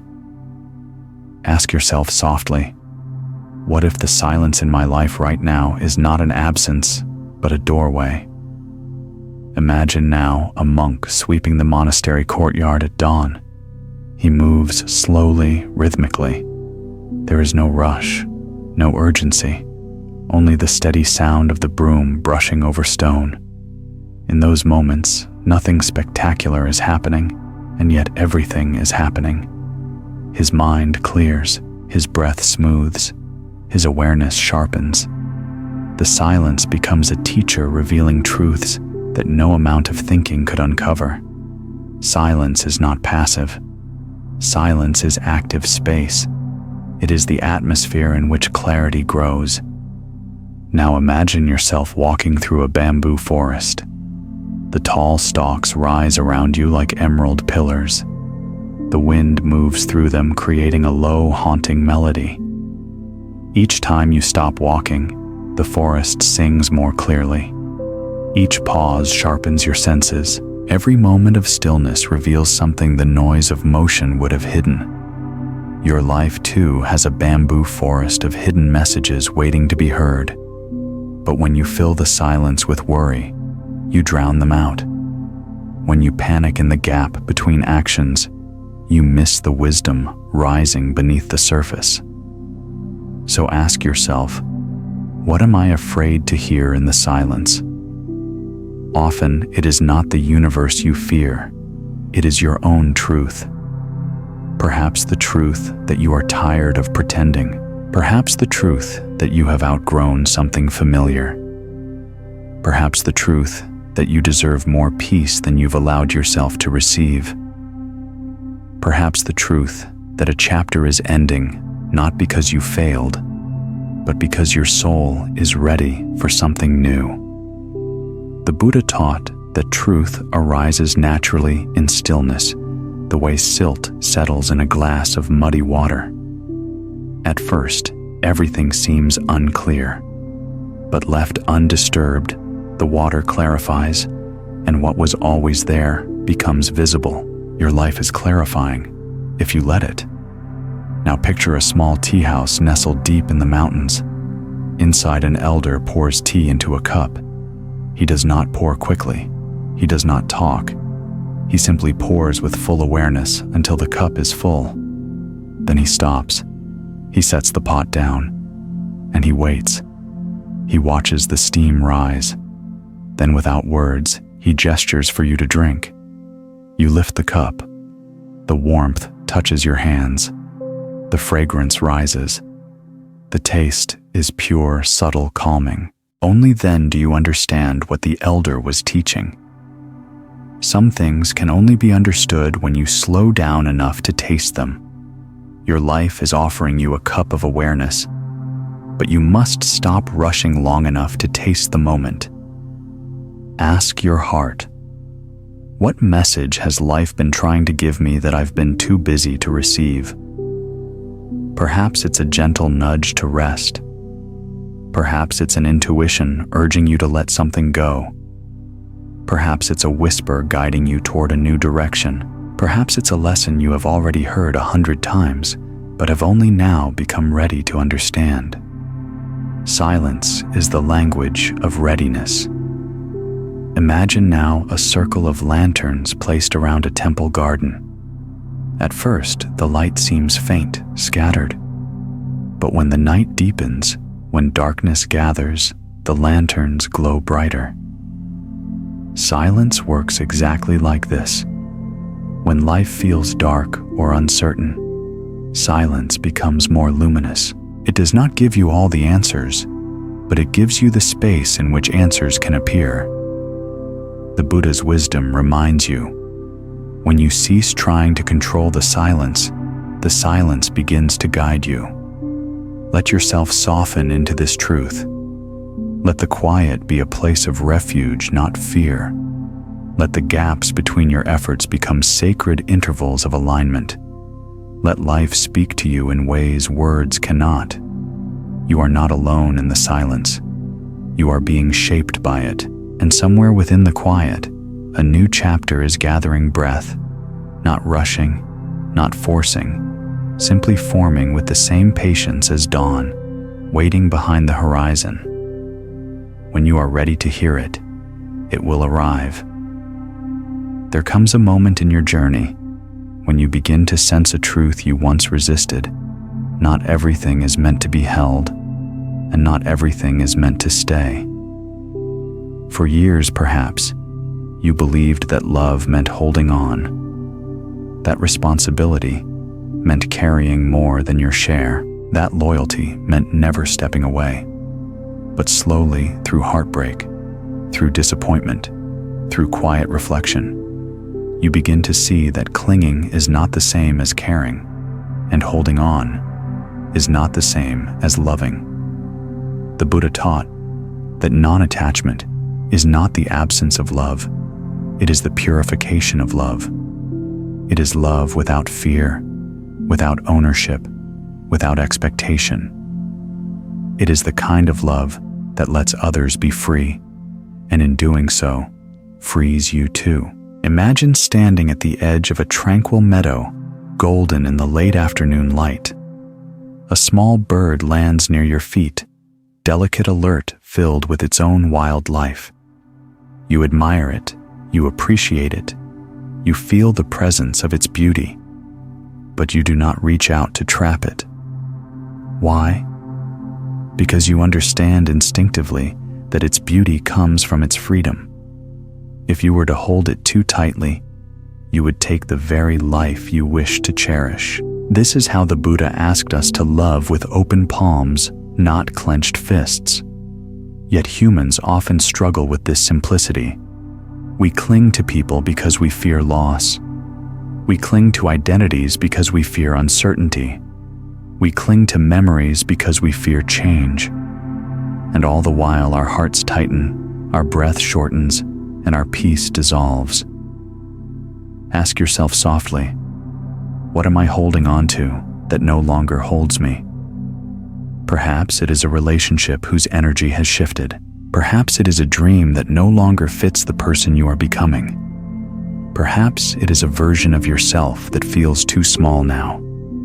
Perhaps it is a pain you've carried so long it began to feel like home. Non-attachment does not ask you to stop caring. It asks you to stop suffering from caring. Imagine now a clear stream running through a quiet valley. Its waters move with effortless grace. You place your hands into the water, cool, soothing, and feel it flow through your fingers. No matter how tightly you try to hold the water, it slips away. But when you open your hands, the water touches you more gently. It continues on its path, yet leaves a cooling imprint on your skin. This is the nature of all things in your life. Moments flow, people flow, experiences flow. Even who you are flows. To demand permanence from a world built on impermanence is to demand suffering. Now pause. Take one slow breath. Notice how even the breath itself teaches non-attachment. You inhale, and you must release. You cannot hold the breath indefinitely. Clinging to it would harm you. Releasing it gives life. Life, like breath, asks you to participate without possession. Imagine walking through a quiet temple corridor. Along the walls are prayer flags fluttering in the wind. They do not try to capture the wind. They dance with it. They move with what touches them, never resisting, never clinging. This is the art of non-attachment, meeting life fully, then letting each moment go when it is complete. Ask yourself, can I appreciate without owning? Can I love without controlling? Can I release without losing myself? Many fear non-attachment because they confuse it with coldness or distance. But coldness is the absence of love. Non-attachment is the openness of love. It is the difference between saying, I need you to be this way so that I feel safe, and saying, I honor your path, even when it differs from mine. It is the difference between forcing life and flowing with life. Imagine now a scene at the foot of a mountain. An elderly hermit sits beneath a cedar tree carving a piece of wood. A young traveler approaches and asks, Master, how do I let go of what hurts? The hermit smiles softly, places the wood in the traveler's hands and says, Hold this tightly. The traveler squeezes it hard until the edges bite into the skin. Now let go, the hermit says. The traveler releases it. The wood falls away effortlessly. The hermit looks into his eyes and whispers, It was never difficult to let go. The difficulty was in holding on. Let this teaching settle deep within your heart. Let it soften your grip even slightly. Let it remind you that letting go is not a loss, it is a return to your breath, a return to your center, a return to the natural flow of life. Non-attachment is the path of freedom. Not freedom from love, but freedom within love. Not freedom from effort, but freedom from fear. Not freedom from life, but freedom from the belief that life must obey you to be good. Close your eyes for a moment. Imagine your hands opening in front of you. Palms, relaxed, fingers, soft. Visualize the things you've been gripping. Expectations, relationships, memories, identities, resting in your open palms. Do not force anything to fall away. Simply allow space. Feel the lightness in your body as your grip softens.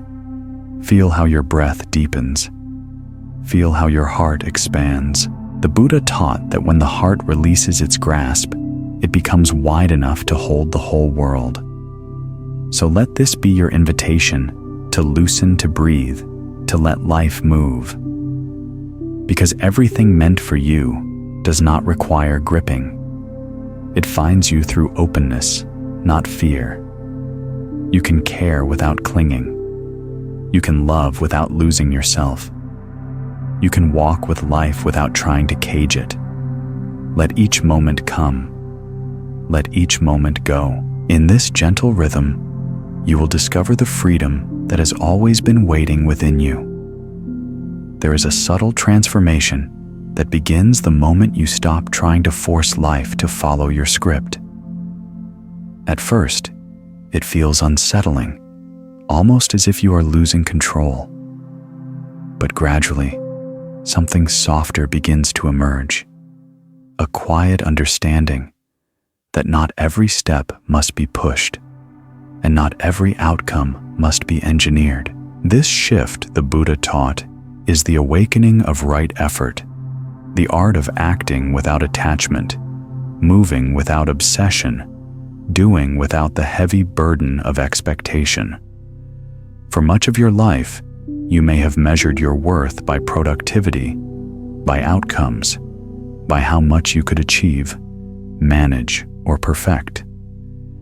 You may have believed that rest is laziness, that pausing is falling behind, that slowing down means losing to those who move faster. But inner wisdom grows not through speed, but through presence. Right effort is not the effort of pushing harder. It is the effort of pushing wiser. Imagine a young monk working in the temple garden. Each morning, he waters the plants, clears weeds, turns the soil.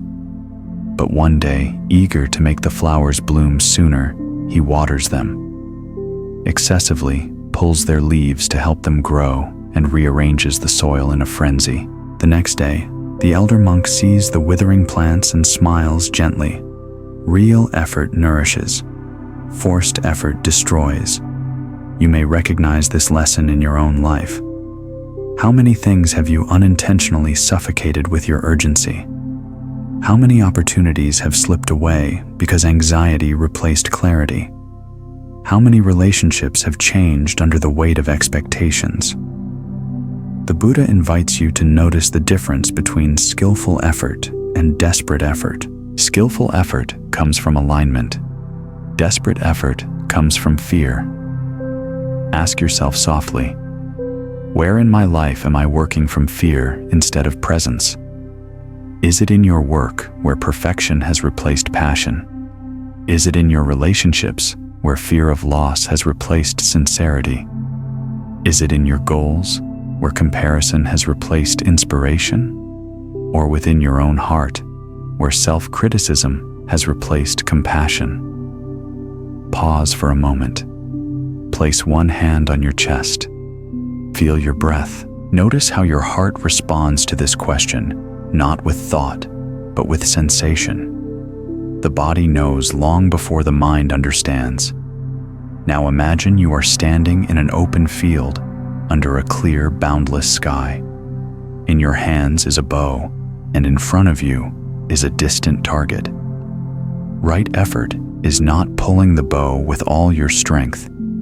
It is aligning your body, calming your breath, finding the stillness before the release. When you release from peace, the arrow flies true. When you release from fear, the arrow spirals. Your life's actions are arrows. Your state of being is the bow. The quality of your intention determines the path. The Buddha taught that true effort is steady, like the walking of an elephant, strong yet unhurried.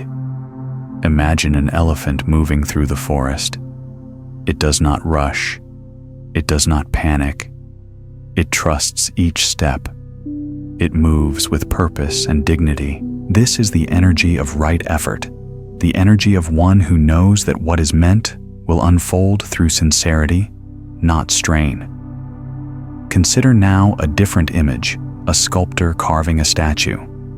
If he rushes, he cracks the stone. If he hesitates too much, he never finishes. But if he moves with calm focus, chisel, pause, adjustment breath, the statue emerges. Your life is shaped the same way, not all at once, but through consistent, aware, gentle action. Ask yourself, how would my life change if I replaced force with rhythm? Let's explore this through examples that mirror your own inner landscape. A young woman spends years striving for recognition in her career. She works late, sacrifices rest, and constantly fears falling behind. But her efforts grow frantic, and her creativity dulls. One evening, exhausted, she sits silently on her balcony. As the dusk settles, she feels a truth arise. Uninvited. I forgot to love what I do. I only feared not being enough. The next day, she approaches her work with a calmer heart, not less devoted, but less desperate. And suddenly, clarity returns. Inspiration returns. Opportunities return. Why? Because she replaced pressure with presence. A father strives to protect his children from all harm, controlling every detail of their lives. But his effort, though loving, becomes tight, anxious. His children feel the weight of his fear more than the warmth of his heart. One day he watches them play, laughing freely under a tree, happy without his interference. In that moment, he understands. My job is not to shape their path, but to walk beside them with trust. His love softens. His presence strengthens. His children blossom more naturally. These are the lessons of right effort. Work with full sincerity, but without obsession. Act with intention, but without attachment to outcomes. Move with purpose, but without haste. Do your part, but let life do its part as well. Now close your eyes for a moment. Picture a small boat floating on a calm river. You are holding the oars. Right effort is rowing when needed, resting when needed, steering gently, not forcing the river to change its direction. You work with the water, not against it. You follow the currents instead of fighting them. The boat moves not because of frantic effort, but because of wise effort. Ask yourself now, where am I rowing too hard? Where am I rowing too little? Where is the river already guiding me if I stop resisting? Right effort brings you into harmony with life's natural rhythm. It dissolves burnout, resentment, frustration. It returns you to clarity, and in clarity, your actions become powerful. Consider one final image: a candle in a dark room. If you shield it too tightly, you smother the flame. If you ignore it, it goes out. But if you tend to it with balanced attention, gentle hands, steady breath, it burns steadily, illuminating everything around it. Your life is this candle. Your effort is the way you tend to it. Do not smother your flame with pressure. Do not neglect your flame with passivity. Tend to it with balance, presence, and care. When effort becomes aligned with wisdom, life stops feeling like a battle and begins to feel like a dance. You step. Life responds. You breathe. Life breathes with you. This is right effort. This is freedom through balance. This is the beginning of true inner peace. There comes a moment, often quietly and without warning, when you begin to sense that peace is not something you chase through action, but something you uncover through stillness. It is a strange realization, at first almost unsettling. You look around at your life built with years of striving, planning, adjusting, correcting, and you suddenly feel a whisper rising within you. What if I no longer need to run? This whisper does not come from laziness or resignation. It comes from truth. A truth the Buddha spent his life pointing toward. Stillness is not the absence of effort. It is the presence of clarity. For most of your life, perhaps you believed that movement equaled progress. You were taught to keep going, to keep pushing, to keep improving. And you did. You moved from task to task, from goal to goal, from expectation to expectation. But in quiet moments, between breaths, between days, you may have felt the subtle trembling that comes from a life lived in constant motion. Ask yourself softly, what have I been running toward that I never stopped to question? Sometimes we run toward things we do not truly want. Sometimes we run toward a future invented by fear.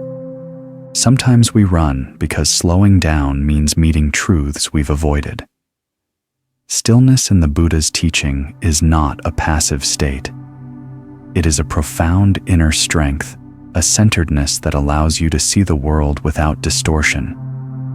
When the mind becomes still, it becomes like a tranquil lake reflecting reality clearly, without ripples of anxiety, desire, or expectation. Imagine now that you are standing at the edge of a small mountain lake. The air is cool, the world hushed. The surface of the water is perfectly smooth, reflecting the sky, the trees, the moon. But when you touch the surface with a single fingertip, the reflection shatters into ripples. Nothing in the world changed, only the water's stillness. Similarly, your perception of life is shaped not by events, but by the stillness or turbulence of your inner state. The Buddha's wisdom reminds us, you cannot see clearly through a shaking mind. So much of your suffering arises not from what is happening, but from the stories the mind creates when it is restless. When you are anxious, Even small uncertainties feel like danger. When you are exhausted, even simple decisions feel overwhelming. When you are stressed, the world appears hostile. But when the mind becomes still through breath awareness presence, everything becomes more spacious. Problems shrink. Fear softens. Clarity rises. Ask yourself, what would my life feel like if I allowed myself to be still for a moment each day? Not still with guilt. Not still with shame.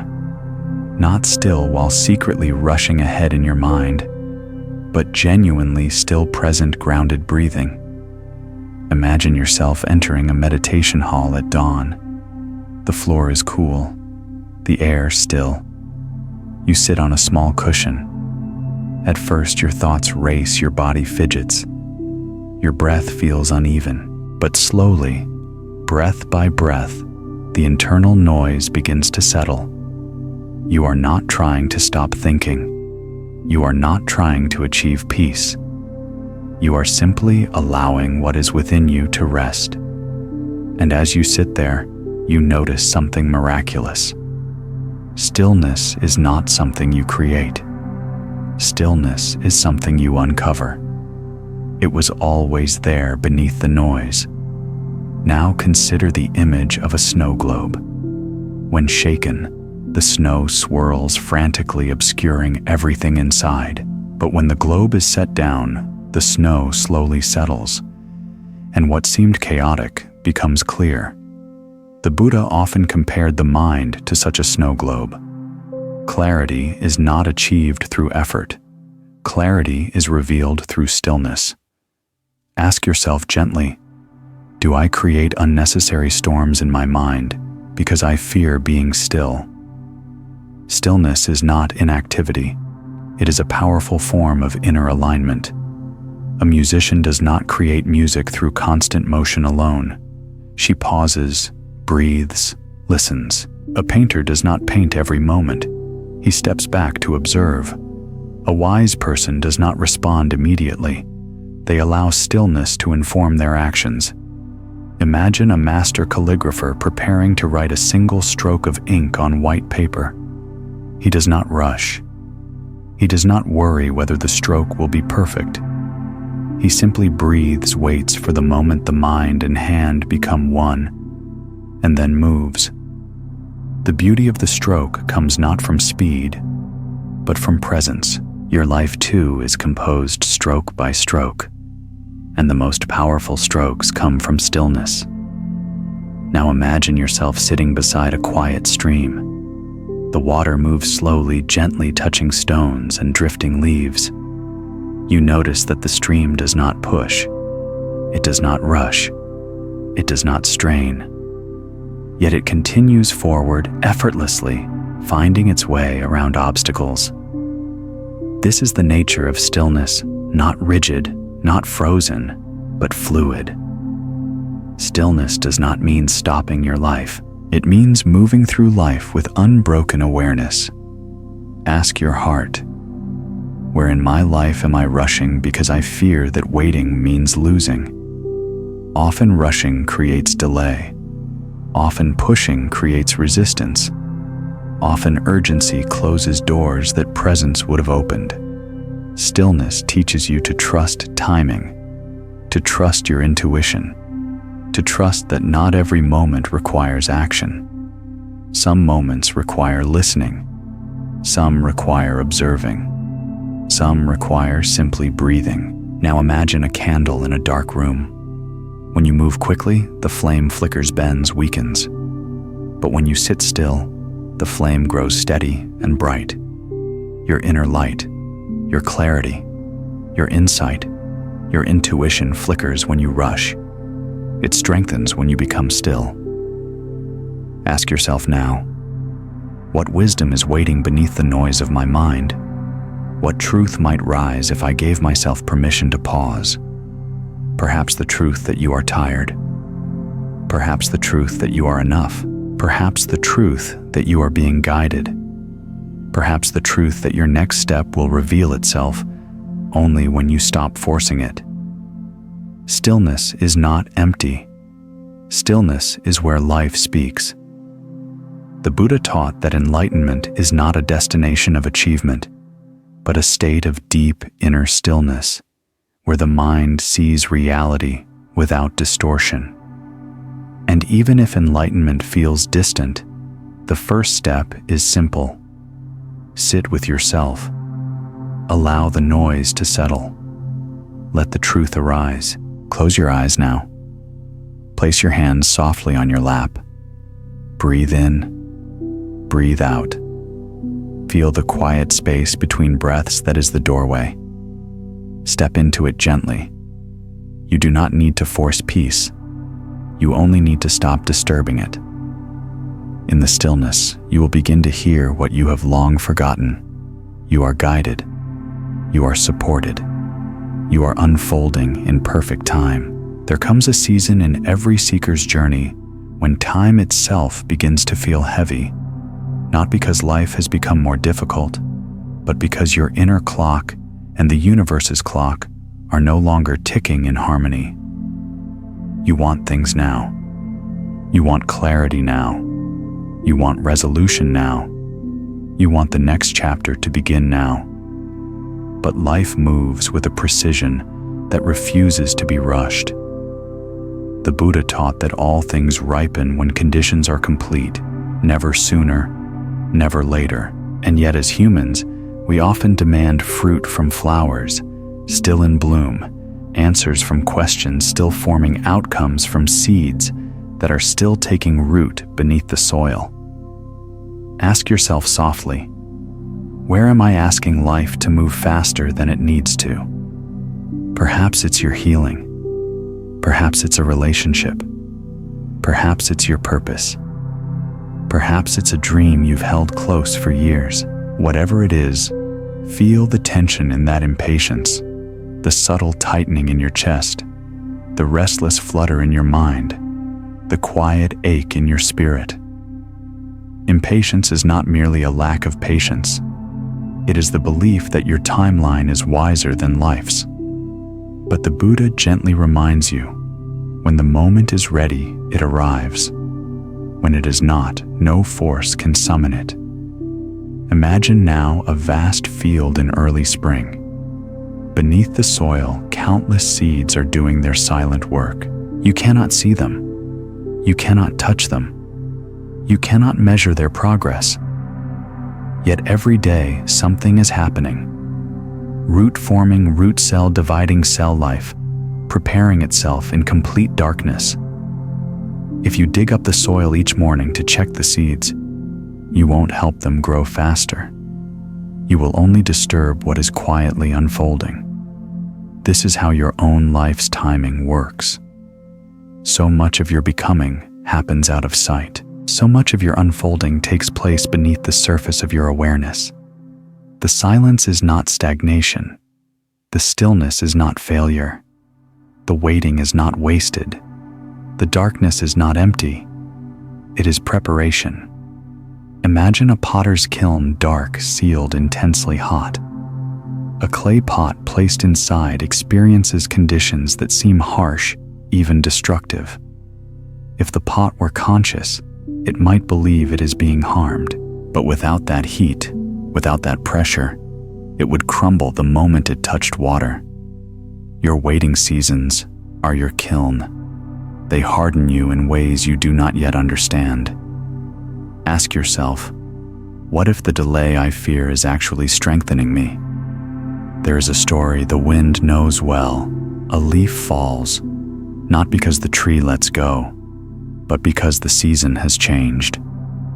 Likewise, blessings fall into your life when the season shifts, not when your impatience demands them. Now imagine standing at the foot of a towering mountain. A narrow path winds upward, disappearing into the mist. You do not know what lies ahead, but you feel the pull to climb. You take a few steps, but the fog thickens. You cannot see the path clearly, so you hesitate. You wish the fog would lift. You wish the view would reveal itself. You wish the mountain would show you the way. but mountains do not rush for travelers. And yet, if you trust your next step, the path reveals itself inch by inch. Life reveals itself in the same way, not in leaps, but in small illuminations that appear only when you move with patience. Ask your heart gently, can I allow my life to unfold at a pace that honors my becoming? Imagine now a lamp in a dark room. The lamp does not illuminate the whole room at once. It reveals only what is near, what is ready to be seen, what is necessary for the next movement. If the entire room were revealed instantly, it might overwhelm you. Life protects you with partial light. Think of a time when you wished desperately for something, a relationship to stay, a job to succeed, a dream to materialize, and later you realized that receiving it then would have harmed you. Your readiness is as important as your desire. Consider now a young apprentice learning to play the flute. She practices one note at a time, slowly, carefully. She dreams of playing melodies, but her teacher insists she master the basics first. Why must it take so long, she asks. The teacher smiles gently. Because music played before you are ready becomes noise. Your destiny works the same way. Given too early, it becomes noise. Given on time, it becomes harmony. Imagine yourself now in a quiet bamboo grove. The tall bamboo stalks rise around you, elegant and steady. What most people don't know is that bamboo spends years growing its roots before it emerges from the earth. For a long time, there is nothing to see, nothing to celebrate, nothing that looks like progress. But once its roots are deep enough, the bamboo shoots upward nearly overnight, growing feet in a single day. Your life may be in its root-growing stage. What looks like stillness is actually preparation for rapid growth. What looks like delay is actually depth building. Ask yourself gently, if I trusted perfect timing, what would I stop forcing? What would I soften? What would I let unfold? Imagine now sitting by a still pond at sunset. The sky is reflected on the water's surface in soft gold and rose. A single pebble drops in sending ripples outward. But those ripples do not reach the edge instantly. They travel slowly, expanding, forming delicate circles. This is how manifestations arrive, slow ripples becoming larger realities. You cannot rush a ripple. You can only trust its path. The Buddha spoke often of patience with the unfolding of life. Not passive waiting, but awake patience, the patience of one who trusts that the seed knows when to sprout, the river knows when to rise, the heart knows when to open the path, knows when to appear. Close your eyes now. Place a hand gently on your heart. Feel its rhythm, steady, patient, ancient. Your heart does not rush. It keeps perfect time. It beats because life supports it, and life supports you in the same way. Ask silently within, what if nothing is wrong with my timing? What if everything is unfolding precisely as it must? Let these questions soften you. Let them steady you. Let them give you the courage to release your timeline and embrace life's. Because when the moment is ripe, when your readiness meets life's openings, what is meant for you will unfold with a grace you could never have forced. Your task is simple. Show up with sincerity, act with mindfulness, trust with patience, and let the timing take care of itself. There is a quiet moment in every soul's journey when exhaustion becomes a teacher more honest than ambition ever was. You sit in the dim light of your own thoughts and realize how tightly you've been holding the reins of life, clinging to plans, gripping outcomes, micromanaging every uncertainty, as though the universe required your supervision to function. And then almost imperceptibly, a gentle truth arises within you. Perhaps it is not life that must loosen. Perhaps it is me. The Buddha taught that the need for control is rooted not in strength, but in fear. The fear that if you release your grip, everything important will fall apart. Yet the paradox is this: the tighter you grasp, the more life slips through your fingers. Like holding sand in a clenched fist, the pressure itself causes the loss. So ask yourself with courage and compassion, where in my life am I holding too tightly? Perhaps it is a relationship you're trying to salvage with force instead of understanding. Perhaps it is a future you're trying to sculpt from anxiety instead of clarity. Perhaps it is an image of yourself that no longer matches the person you're becoming. Or perhaps it is the past, heavy, familiar, unfinished, that you cannot bring yourself to release. This clinging does not make you weak, it makes you human.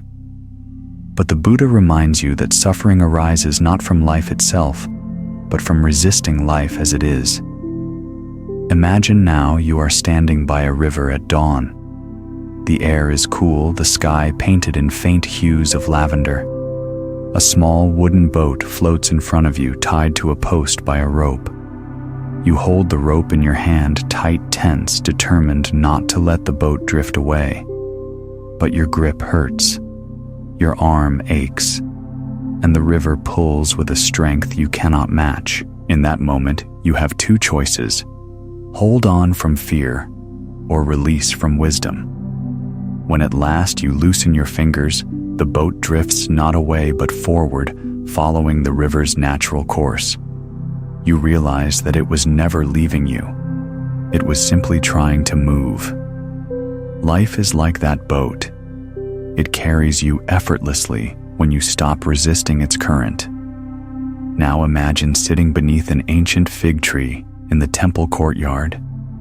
Above you, a few leaves fall with a soft rustle. The monks around you move with calm awareness, sweeping, walking, arranging offerings. No one rushes, no one forces, no one clings. The rhythm of the monastery is not born from control, but from surrender to each moment. A senior monk approaches and says gently, "Control is the illusion that you are separate from life.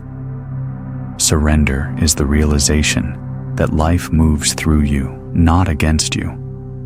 Let his words settle inside you. Feel the weight they lift from your shoulders. Ask yourself quietly, if I stopped controlling everything, what might begin to flow toward me? So much of what you desire, peace, clarity, love, opportunity, cannot enter a clenched heart. A closed fist cannot receive. But the moment you soften, you make space for alignment to happen. Think of a butterfly resting on your open palm. If you reach for it even with love, it flies away. But if your hand remains open, still gentle, the butterfly stays as long as it wishes. Life behaves in the same way. It responds to openness, not possession. Now consider a gardener tending to a young tree. He cannot force it to grow. He cannot pull its branches longer. He cannot command the leaves to appear. His role is not control, but care. When he waters it with presence, shelters it with compassion, and gives it sunlight, without expectation, the tree thrives. And one day, when ready, it bears fruit, naturally. Your dreams are that young tree. Your healing is that young tree. Your relationships, your purpose, your growth, all require nurturing, not forcing. Imagine now you are climbing a narrow path up a misty mountain. At times you lose your footing because you try to move too quickly. At other times you freeze trying to predict every possible step. But when you walk with awareness, step, breath, the path reveals itself little by little. You do not need to see the summit to continue. Each step you take in presence is enough. The Buddha often said, "Let go of the shore, and the river will teach you how to flow." Life has been trying to teach you this, not through words, but through experience, through delays, that taught patience, through losses that taught endurance, through endings that taught clarity, through chaos that taught surrender. Ask yourself again, what am I afraid will happen if I stop controlling everything? Will people leave? Will things fall apart? Will opportunities vanish? Will life collapse? Look deeper. Is it possible that the opposite is true? When you loosen your grip, people become freer to love you authentically. Opportunities begin to arise from unexpected places. Solutions appear without strain. Your intuition grows louder. Your peace grows deeper. Your path becomes clearer. Imagine now a lantern hanging from a tree as night falls. The flame flickers softly within it, not frantic, not forced, just glowing. As darkness expands, the lantern does not fight it. It simply shines. Your inner self is this lantern. When you release control, the flame grows steadier. Now close your eyes and breathe. Feel your shoulders drop. Feel your jaw unclench. Feel your heart soften. Whisper inwardly, I release what I cannot control. I trust the rhythm of life. I allow what is meant for me to come. Let these words echo in the chambers of your being. Let them loosen the knots you've carried too long. Surrender does not mean you stop caring. It means you stop suffering from your caring. It means you stop insisting that life obey the narrow boundaries of your fear. You are not giving up control. You are giving up the illusion that control ever existed. And what comes in its place is not chaos, but peace, steady, spacious, liberating peace. The kind of peace that feels like returning home to yourself. The kind of peace that tells you, you were never meant to carry everything alone. There arrives a moment quiet, almost imperceptible, when you begin to understand the sacred space between intention and outcome. It is a space you once feared, a space you once tried to outrun. You filled it with noise, with plans, with endless movement, believing that if you kept yourself busy enough, life would reward your momentum. But slowly, through exhaustion and disappointment, through unfulfilled expectations and unanswered questions, you begin to sense a deeper truth rising softly within you. Life is not shaped by force, but by the energy you bring into each moment. The Buddha taught that the universe responds not to effort alone, but to the quality of the effort, the state of mind behind the action, the intention beneath the movement, the essence behind the striving. You may have tried to control outcomes by working harder, pushing faster, reaching farther. And yet, despite all this, there were moments when life refused to bend, not out of cruelty, but because your energy was not aligned with what you were seeking. Ask yourself gently, how many times have I pushed when life asked me to soften? Perhaps you fought for someone who had already left your path. Perhaps you chased a goal that belonged to an older version of yourself. Perhaps you tried to force healing that needed time. Perhaps you ran toward validation when what you needed was presence. Life is not withholding what you want. It is waiting for you to become the person who moves from clarity rather than fear. Imagine now a wise elder standing at the edge of a still pond. He holds a smooth stone in his palm. With a gentle flick of the wrist, he tosses it across the water. The stone skips once, twice, 3 times, its ripples expanding outward in perfect circles. He turns to you and says, "Notice how little force is needed when the movement is aligned. It is not the strength of the throw that makes the stone glide. It is the angle, the intention, the harmony between motion and water." Your life works the same way. Aligned action carries you farther than forceful striving. Now imagine a traveler crossing a desert. She is exhausted, dehydrated, desperate. The sun burns overhead. She walks with urgency, believing speed will save her. But the sand beneath her feet makes haste impossible.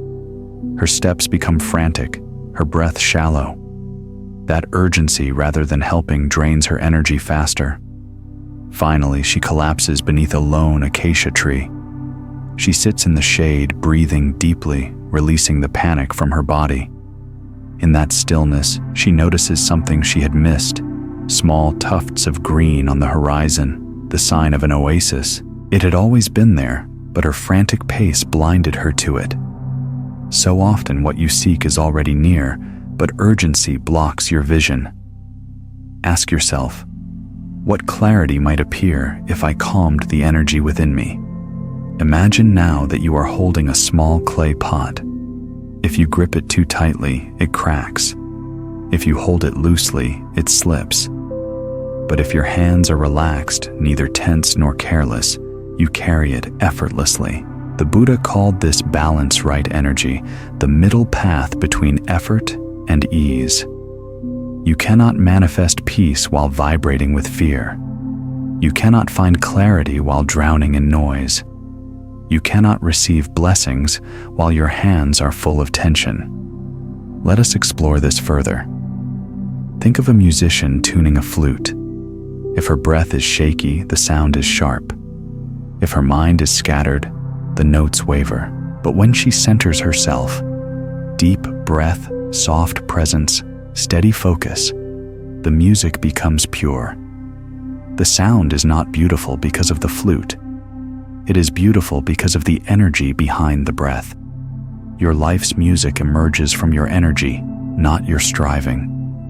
Now imagine a lantern glowing softly in a forest clearing. The forest is dark and vast, but the lantern does not try to illuminate everything at once. It shines steadily where it stands, and because of its steadiness, travelers find their way toward it. You do not need to chase what is meant for you. You only need to become the kind of presence that what is meant for you can recognize. Ask yourself quietly, what am I trying to attract through effort alone that might come naturally through alignment?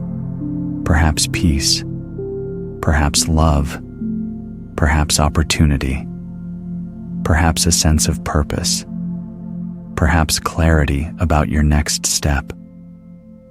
These things are not summoned by force. They are drawn toward the energy that matches them. Consider again the teaching of the Buddha. What you seek is seeking you, but it will not enter a mind crowded with fear. Imagine a bamboo grove swaying in the afternoon wind. The bamboo does not resist the wind. It bends, it yields, it flows. And because it yields, it survives storms that rigid trees cannot. This is the essence of energetic alignment, not rigidity, but responsiveness, not force, but flow. Now close your eyes gently. Place one hand over your heart. Feel its rhythm. Notice how it never rushes even when you do. Notice how it beats in perfect timing without needing your control. In this moment of stillness, ask yourself, what if I allowed life to meet me halfway? You have been carrying so much alone, trying to force timing, trying to shape outcomes, trying to control what was never meant to be controlled. But life is not a puzzle you must solve through effort. It is a river that carries you when you stop fighting the current. Imagine now standing barefoot in that river. The water flows around your ankles, cool, gentle, steady. If you push against it, you stumble. If you freeze, it swirls around you. But if you follow its movement step by step, you find balance. The Buddha taught that true progress is not forced. It is felt. It is sensed. It emerges naturally from presence. Ask yourself one final question for today. Where in my life can I shift from force to flow? Let your answer come not from the mind, but from the soft whisper of your intuition. Because the moment you stop forcing your life to happen, your life begins to happen.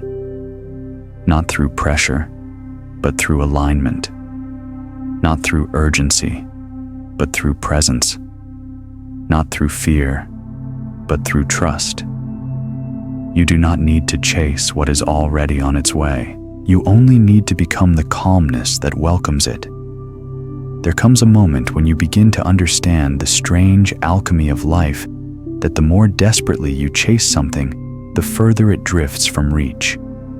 And the more still, open, and grounded you become, the more life rearranges itself to meet you. This realization does not arrive suddenly.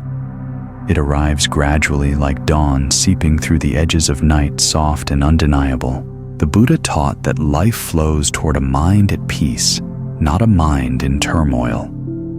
The universe responds not to your demands, nor to your fears, nor to your frantic attempts to manipulate outcomes, but to the quiet vibration of your inner state. Think of the countless moments you've spent trying to persuade life into cooperating with your plans. You strategized, you fixated, you worried, you pushed harder, believing that intensity would equal success. But intensity born from fear never attracts what you truly desire. It repels it. Ask yourself tenderly, what have I been chasing that might be trying to come to me naturally, if only I would stop running? Perhaps love, perhaps stability, perhaps clarity, perhaps a sense of purpose, perhaps forgiveness, perhaps yourself. Now imagine you stand in a quiet meadow at dawn. A soft fog settles over the grass, and the world feels hushed, suspended. In your hand is a small lantern.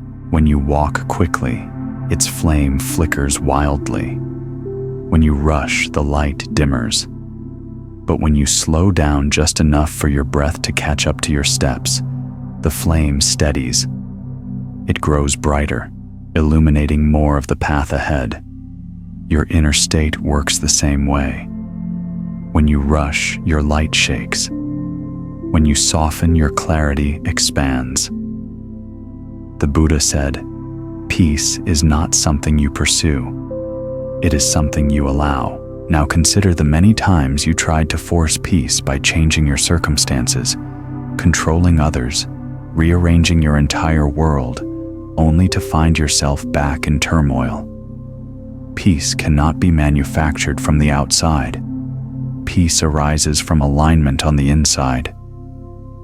Imagine walking into a room filled with chimes hanging from the ceiling. If you push through the room quickly, they clang against each other in chaos. But if you walk gently with awareness, the chimes sing lightly in the breeze of your movement, creating a gentle harmony. Life responds the same way to your presence. When your energy is frantic, the world becomes noise. When your energy is steady, the world becomes music. Ask yourself quietly, what energy am I bringing into the spaces I enter? Am I creating harmony or chaos in my own life? Now imagine a wise elder sitting by a riverbank. He holds a single leaf in his hand. Without effort, he places the leaf onto the water's surface. The leaf floats smoothly, carried by the river. The elder turns to you and says, "This is how life carries you when you stop gripping the edges." You watch the leaf drifting effortlessly, aligned with the water's movement. It does not struggle. It does not hurry. It simply allows the river to guide it. And the river never carries a leaf backward. Your journey too is moving forward, even in silence, even in uncertainty, even when you feel stuck. Life has currents you cannot see. Now think about a time when you desperately wanted an answer, the resolution to a conflict, the direction of a choice, the arrival of an opportunity, but nothing appeared. No signs, no progress, only silence. In those moments, your mind may have grown louder. Why isn't this happening yet? What else must I do? What am I doing wrong? But what if you were not doing anything wrong? What if timing, not effort, was the missing piece? Imagine a large wooden door in an ancient temple. You push it, but it will not budge. You try again, harder, but nothing happens. Only later do you realize the door was meant to be pulled, not pushed. Life often feels like that. It is not resisting you. You are simply using the wrong approach. Effort where softness is needed becomes struggle. Force where surrender is needed becomes suffering. The Buddha taught that true strength lies not in pushing, but in aligning, not in forcing, but in flowing. Ask yourself, where am I pushing a door that simply needs me to step back and pull? Now imagine you are watching a tree in the early evening light. Its branches sway gently in the breeze. No branch forces its movement. No leaf struggles to stay attached. Everything flows as part of a larger rhythm. And yet the tree is strong, not because it resists, but because it yields. This is the paradox of spiritual strength. Softness is not weakness. Softness is wisdom. A river cuts through rock not through force, but through persistence and flow. A lotus rises from the mud not by fighting, but by aligning perfectly with the water's upward pull. The sun does not rush to rise, yet it never fails to illuminate the world. Ask yourself, what part of my life is asking me to be softer, not stronger? Perhaps your expectations, perhaps your self-judgment, perhaps your relationship with change, perhaps your sense of worthiness, perhaps the story you keep telling yourself about how life should unfold. Softness does not mean passivity. It means receptivity. It means openness. It means trust. Now close your eyes for a moment. Place a hand on your heart. Feel the quiet rhythm beneath your palm, steady, ancient, patient. Your heart has been beating since before you understood anything about life. It has never rushed. It has never demanded. It simply follows its natural rhythm. This rhythm is your reminder. Life has its own pulse. Your task is not to force it, but to harmonize with it. Ask yourself one final question for today. If life is already moving toward me, what would happen if I stopped running and allowed myself to be found? Because the truth is this: what is meant for you doesn't need to be chased. It needs to be recognized. It needs to be received. It needs you to be calm enough to let it land. You have spent years running. Now life invites you to rest, not to fall behind, but to finally catch up with yourself. There is a point in every inner journey when you begin to sense that something deeper is unfolding beneath the surface of your life, a subtle shift, a quiet softening, a gentle expansion that you cannot quite explain. You may not see the change clearly. You may not have the words for it, but you can feel it like a faint vibration beneath your ribs, a silent truth emerging from places inside you that have long remained untouched. This is the moment when transformation begins, not with fireworks, not with dramatic revelations, but with a simple willingness to see yourself honestly. The Buddha taught that true awakening begins when you turn your gaze inward, not as a critic, but as a compassionate witness. Ask yourself softly, when was the last time I truly saw myself without judgment? Most people look inward only to fix, correct, or criticize. Yet real growth requires a gentler seeing, a seeing that understands, accepts, and allows. Imagine now a large mirror placed in the center of a quiet meditation hall. If you look into the mirror while rushing, your reflection is blurred, distorted by your own movement. If you look into the mirror with harshness, you see only flaws and imperfections. But when you stand still, truly still, your reflection becomes clear. You see yourself not as broken, not as lacking, but as someone simply learning how to be. Inner stillness reveals truth, and truth reveals the next step. Now imagine walking along a vast shoreline at dusk. The waves roll in with a rhythmic steadiness, never hurried, never delayed, each one arriving in perfect timing. You walk barefoot, feeling the sand shift beneath your feet. For a moment you pause. You close your eyes. You breathe in the salt air, and you feel it. The quiet understanding that your life has currents too, moving you gently toward the places where your soul can grow. Ask yourself, where is life gently guiding me that fear has kept me from seeing? So many of your challenges, the endings, the delays, the uncertainties were not punishments, but invitations. Invitations to outgrow the person you once were, to step into a deeper version of yourself, to trust the unfolding. Imagine now sitting in a dimly lit temple. Incense drifts upward like curling threads of smoke. A monk places a small bowl of water before you. He gently taps its rim with a wooden stick, and ripples spread across the water in expanding circles. He says, "This is your mind." Every thought sends ripples through it. But when the water settles, you can see the bottom clearly. In the same way, your inner world becomes clear only when you stop stirring it with constant noise, rumination, worry, self-doubt, unnecessary urgency. Stillness is not a luxury. It is a necessity for truth, for direction, for alignment. Now ask yourself, what truths are trying to surface in me that I keep pushing away? Perhaps the truth that you are tired of who you were pretending to be. Perhaps the truth that a certain chapter has quietly ended. Perhaps the truth that someone no longer walks beside your soul. Perhaps the truth that you are meant for something deeper, something more aligned with your inner calling. Transformation requires honesty, but honesty requires compassion. Like a gardener tending to young seedlings, you cannot shout them into growth. You cannot pull their leaves to make them taller. You can only nurture.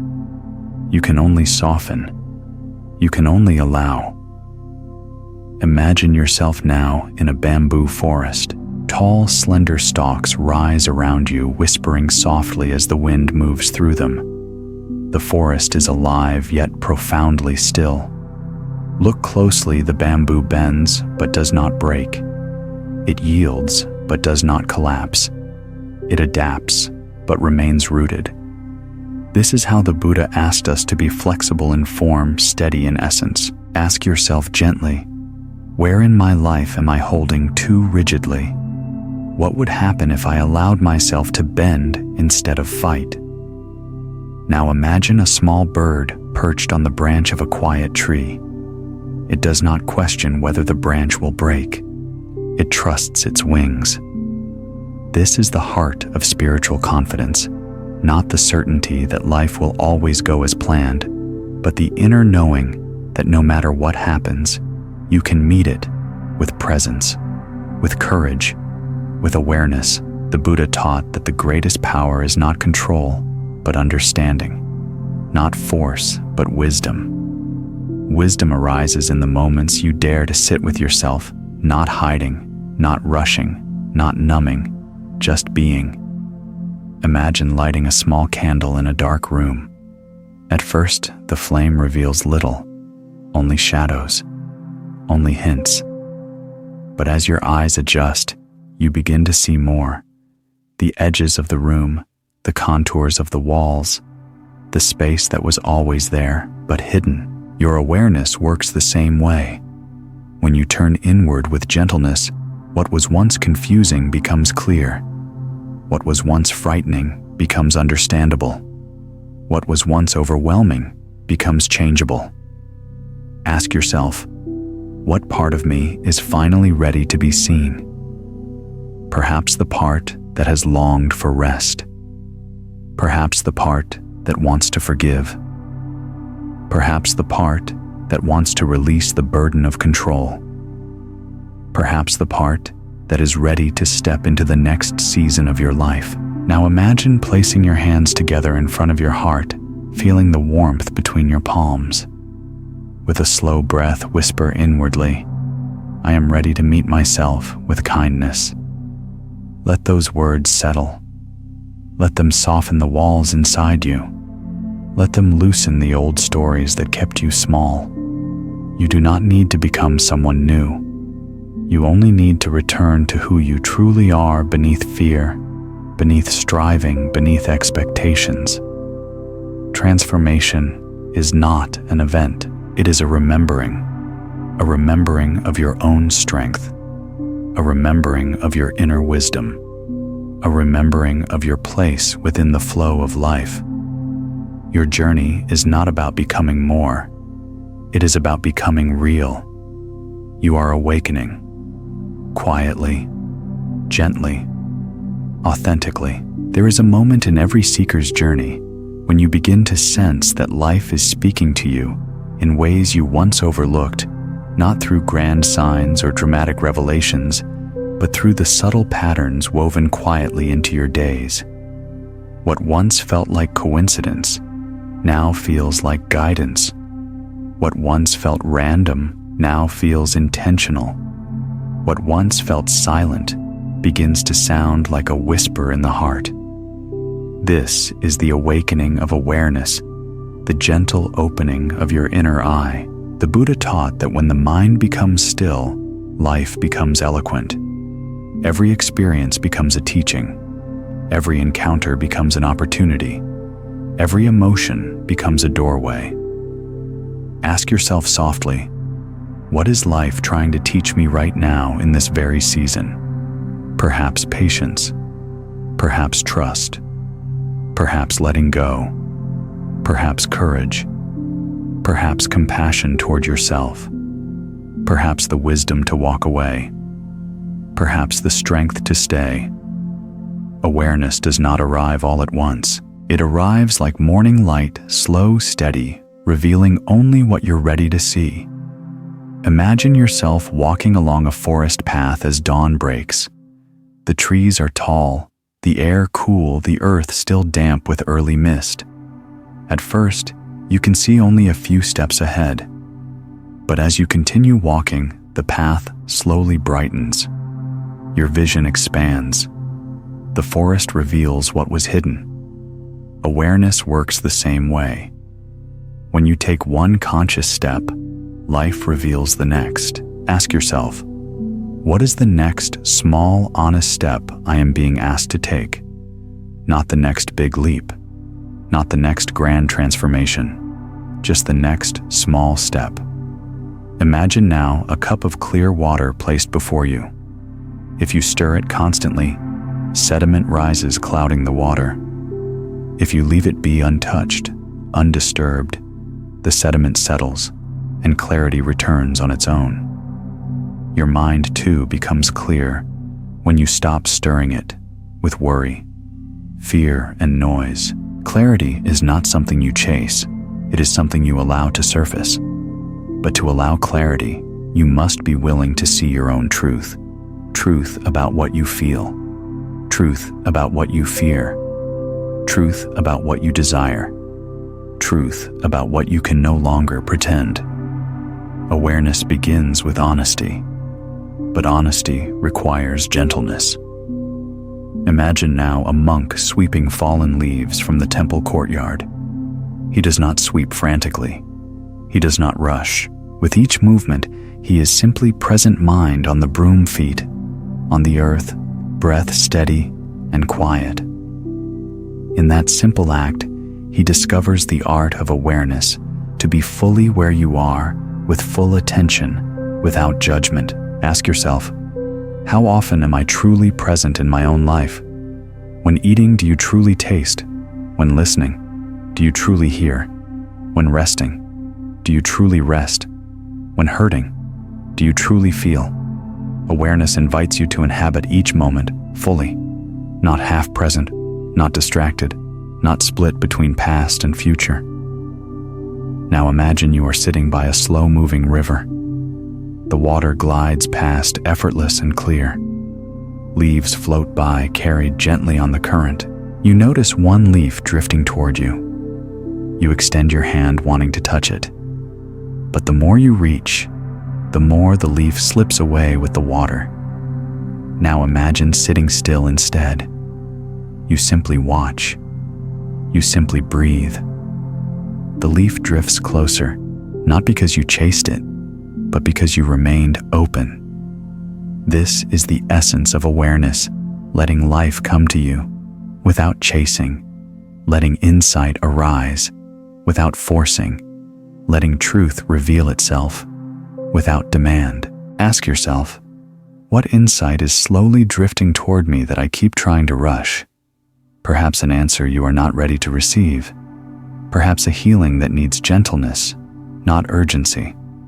Perhaps a new chapter that requires the old one to close softly. Awareness grows best in softness. Now imagine a lantern glowing in a room filled with darkness. The lantern does not fight the darkness.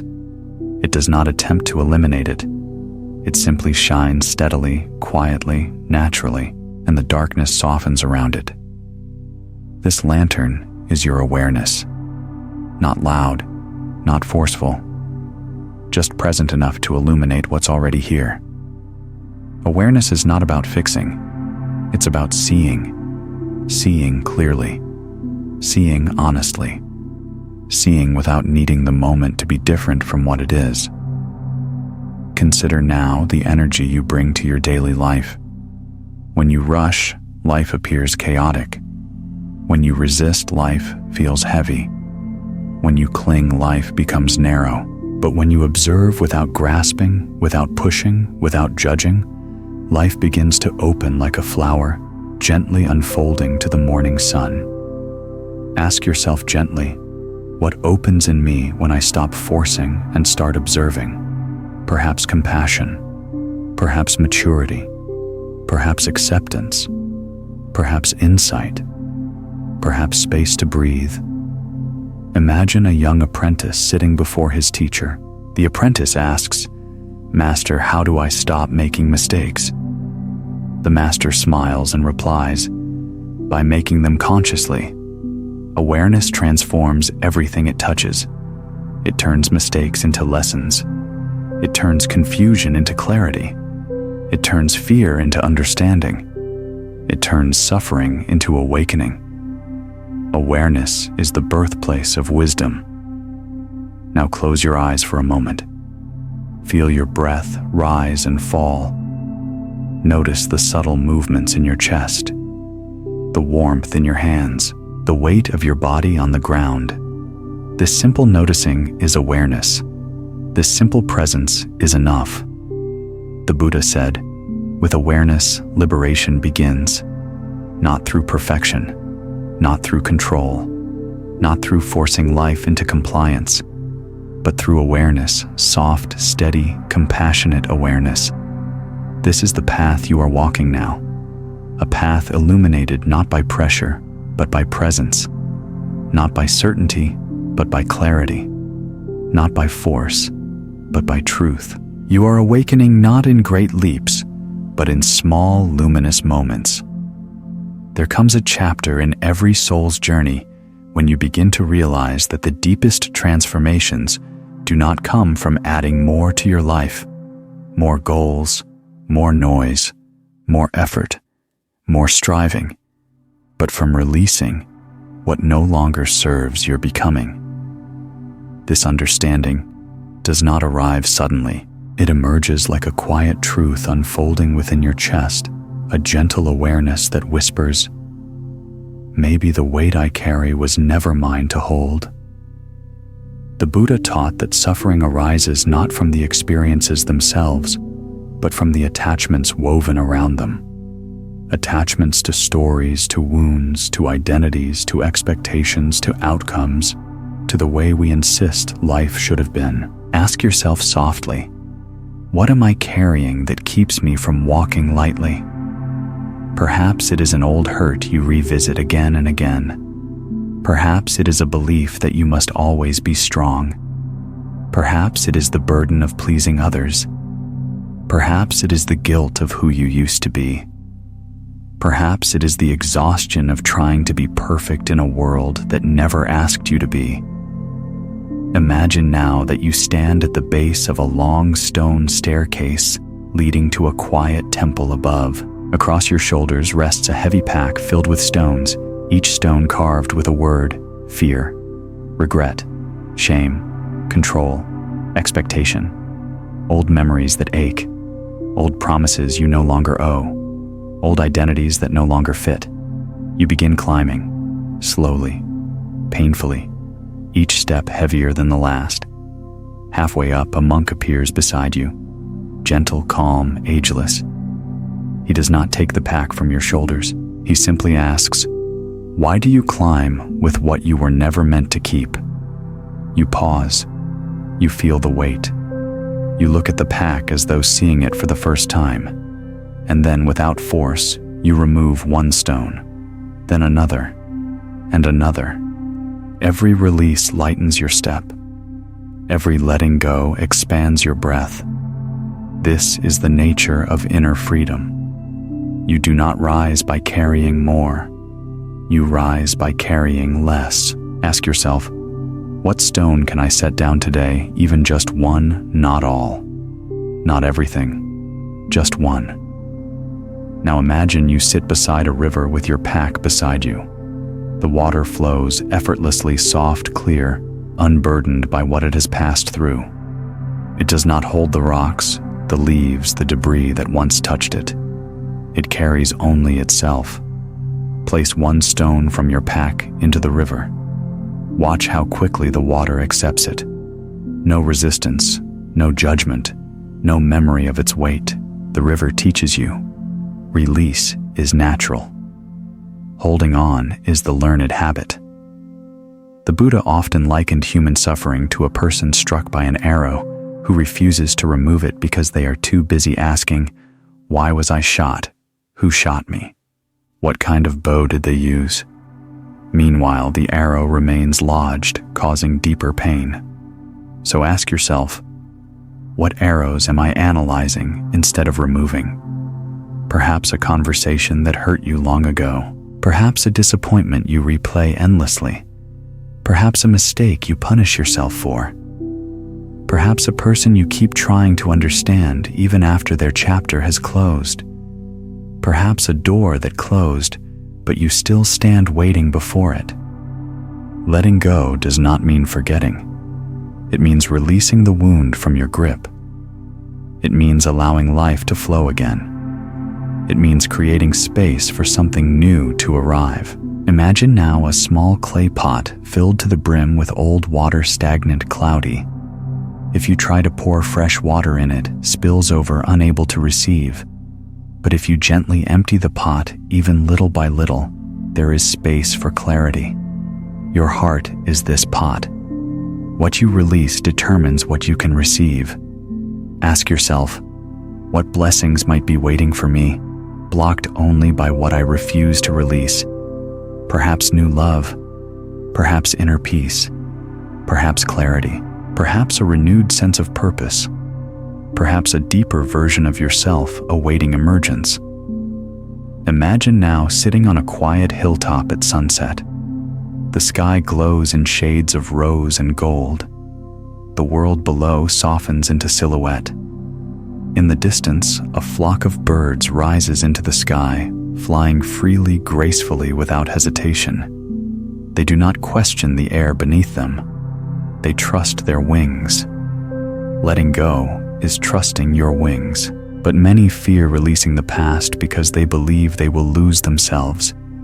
Yet the Buddha taught that what you release was never truly you, only the stories you carried, the wounds you adopted as identity, the expectations placed upon you by others, the old versions of yourself you outgrew.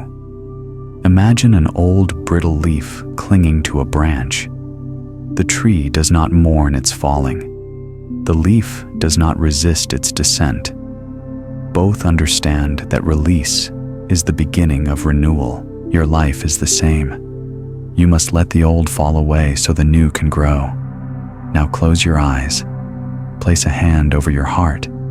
Feel its steady rhythm, patient, ancient, gentle. Your heart knows how to heal.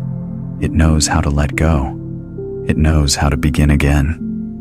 Whisper inwardly, I release what no longer nourishes my becoming. I allow what is meant for me to enter. I trust the unfolding. Let these words soften something inside you, an old fear, an old belief, an old story that has overstayed its purpose. You do not need to rush your release. You do not need to force your healing. Letting go is a practice, a series of small, brave moments. It is the soft untying of an old knot, the gentle exhale after years of holding your breath, the quiet decision to stop returning to what you've already outgrown. With each release, you return more fully to yourself. With each letting go, you walk more lightly. With each surrender, you step deeper into freedom. This is the beauty of the path. You are not losing anything essential. You are only losing the weight that kept you from rising. There comes a tender turning point on the spiritual path when you begin to realize that healing is not about perfection. It is about integration. It is not about becoming someone new, but about returning to the truth of who you have always been, beneath the layers of protection, pain, and survival. The Buddha taught that healing is the gentle art of coming home to yourself, not all at once, not through force, but through patience, compassion, and honest presence. Ask yourself softly, what parts of me have been waiting to be welcomed back? Perhaps the part of you that learned to stay silent to keep the peace. Perhaps the part of you that hardened itself to survive heartbreak. Perhaps the part of you that dimmed its light to be accepted. Perhaps the part of you that never learned how to rest, always striving, always running, always proving. These parts of you do not need to be fixed. They need to be seen. Imagine now that you enter a quiet room at dusk. The air is warm. Candlelight dances softly across the walls. In the center of the room sits a young child, barefoot knees hugged to their chest. Their face is tired. Their eyes hold stories too heavy for their small frame. This child is a part of you, the part you outgrew physically, but never emotionally. The part you have abandoned each time you said, I should be stronger. I shouldn't feel this way. I should have moved on by now. Approach the child. Sit beside them. Do not ask them to be different. Do not judge their tears. Ask gently, what do you need? Perhaps they will answer with words, perhaps with silence, perhaps with trembling. But whatever arises is truth, your truth. Healing begins the moment you stop running from yourself. Now imagine you are sitting beneath a Bodhi tree as twilight settles. Fireflies flicker like tiny lanterns in the dark. A monk sits near you, quiet, grounded, radiant with simplicity. He cups his hands and gathers a small handful of water from a nearby stream. As the water slips through his fingers, he says, "This is how your pain leaves when you stop holding it. Pain does not vanish because you fight it. Pain dissolves when you create space for it to move." Ask yourself, where in my life am I gripping my pain as though letting it go would betray my story? Sometimes we cling to old hurt because it has become familiar. Sometimes we replay wounds because they give us identity. Sometimes we fear healing because we do not know who we will be without the suffering we've carried for so long. But the Buddha said, the wound is where the light enters. Imagine now a cracked clay pot placed in the sun. Through each crack, light pours in, illuminating the inside in warm gold. Without these cracks, the pot would remain dark. Your pain too has cracks, not to break you, but to let light through. Healing is not closing the cracks. Healing is learning to let your light shine through them. Now breathe gently. Feel your chest rise. Feel your chest fall. Notice how your breath does not ask for permission. It simply flows. Your healing wants to flow too. Imagine walking through a forest after rain. The earth smells rich. Leaves glisten. The world feels washed clean, renewed, softened. Nature does not resist the storm, nor cling to the rain. It opens itself to both. Your healing is the same, an opening, a softening, a willingness to allow life to touch you again. Ask yourself tenderly, what am I ready to stop resisting? Perhaps forgiveness, perhaps endings, perhaps beginnings, perhaps the truth of what hurt you, perhaps the truth of what healed you, perhaps the softness you denied yourself to appear strong. Healing is not a destination. It is a companionship with yourself. Imagine you hold a lotus in your hands. Its petals are soft, fragrant, luminous, but you know it grew from mud. Had it fought the mud, it would have never risen. Had it denied the darkness, it would have never reached the sun. Your heart is a lotus. Your past is your mud. Your courage is your rising. Your healing is your blooming. Now consider this. Not all healing feels peaceful. Some healing feels like heartbreak resurfacing. Some healing feels like anger finally being acknowledged. Some healing feels like loneliness, the loneliness of no longer fitting into the old versions of yourself. But this discomfort is not regression. It is expansion. It is your soul stretching, making space for the person you are becoming. Ask yourself, can I allow my healing to be imperfect? Can I honor the progress I cannot yet see? Imagine now a small candle in a dark cave. The flame is small, delicate, but it does not apologize for its size. It simply shines, and the darkness around it softens. Your healing may feel small, but if tended gently, it illuminates more than you realize. Healing does not ask you to rush. Healing asks you to be present. Healing asks you to breathe with your pain until it loosens naturally. Healing asks you to stop abandoning yourself when you need softness the most. Close your eyes now. Place a hand over your heart. Feel its warmth.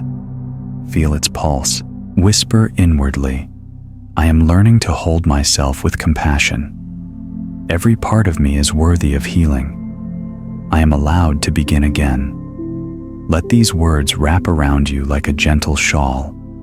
Let them soothe the tired places inside you. Let them remind you that healing is not power you earn. It is a birthright. In this soft truth, you transform not by force, not by perfection, but by returning to the compassionate presence you've needed all along. Your healing is happening quietly, bravely, beautifully. There comes a point in your inner journey when you begin to recognize that peace is not something you find outside yourself, not in people, not in accomplishments, not in certainty, not even in the resolution of your struggles. Peace, you discover, is an inner atmosphere, a quiet sanctuary. You learn to cultivate breath by breath, moment by moment. But to enter that sanctuary, you must first understand one truth the Buddha repeated again and again. Suffering does not come from life itself. Suffering comes from how tightly we hold life. Ask yourself softly, where in my life am I gripping too hard?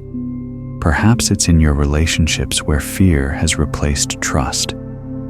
Perhaps it's in your dreams where urgency has replaced vision. Perhaps it's in your healing where perfection has replaced patience. Perhaps it's in your identity where old stories have replaced your unfolding truth. Imagine now that you are sitting on a quiet hillside overlooking a vast valley. The wind moves gently. Grasses sway like waves made of light. The world feels wide open and unhurried.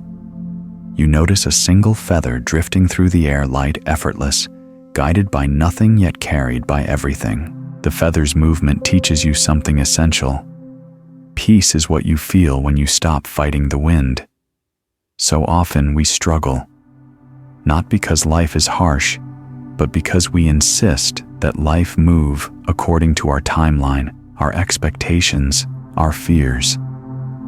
The Buddha said, "When you let go of what you think life should be, you begin to experience life as it truly is." Imagine yourself in a small tea house on a rainy afternoon. The droplets strike the roof rhythmically, soft but persistent. A monk pours tea into 2 cups. The first cup is tilted, unsteady, distracted. Tea spills over the rim. The second cup is placed firmly, centered, still. It receives without effort. The monk looks at you and says, "Peace is not created by the world. Peace is created by your posture toward the world." Ask yourself, am I tilted inside or am I steady? Not steady in the sense of perfection, but steady as in receptive, present, open. Now imagine you are walking through an old forest. The trunks are tall, ancient, silent witnesses to centuries of storms, seasons, and change. One tree in particular catches your eye. Its bark is cracked, its branches crooked, its trunk bent toward the sun in a graceful arc, yet it stands with a quiet strength, not perfect, not untouched, but deeply rooted. The forest teaches you, peace is not the absence of wind. Peace is the ability to root yourself in the midst of it. Ask yourself gently, where am I being asked to root myself instead of resist? Maybe it's in accepting a truth you've avoided. Maybe it's in releasing a fear you've carried for years. Maybe it's in embracing a chapter that feels uncertain. Maybe it's in forgiving someone or forgiving yourself. Peace requires honesty. Peace requires softness. Peace requires practice. Imagine now a small bowl filled with murky water. You place it on a windowsill untouched. Hours pass. The sediment settles. The water becomes clear, not because you forced it, but because you allowed stillness to do its work. So much of your inner clarity arrives this way, not by forcing answers, not by analyzing endlessly, but by letting the mind rest until truth rises naturally from the quiet.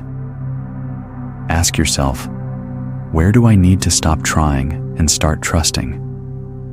Now imagine a wise elder guiding you up a mountain path. You walk in silence, the air thin and cool, the sky a deep, endless blue. Halfway up, you grow tired. Your breath shortens. Your legs tremble. You say, "I can't keep climbing. It's too hard." The elder smiles gently.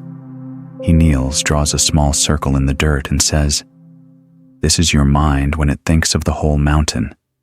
Then he draws a single step. This is all life ever asks of you.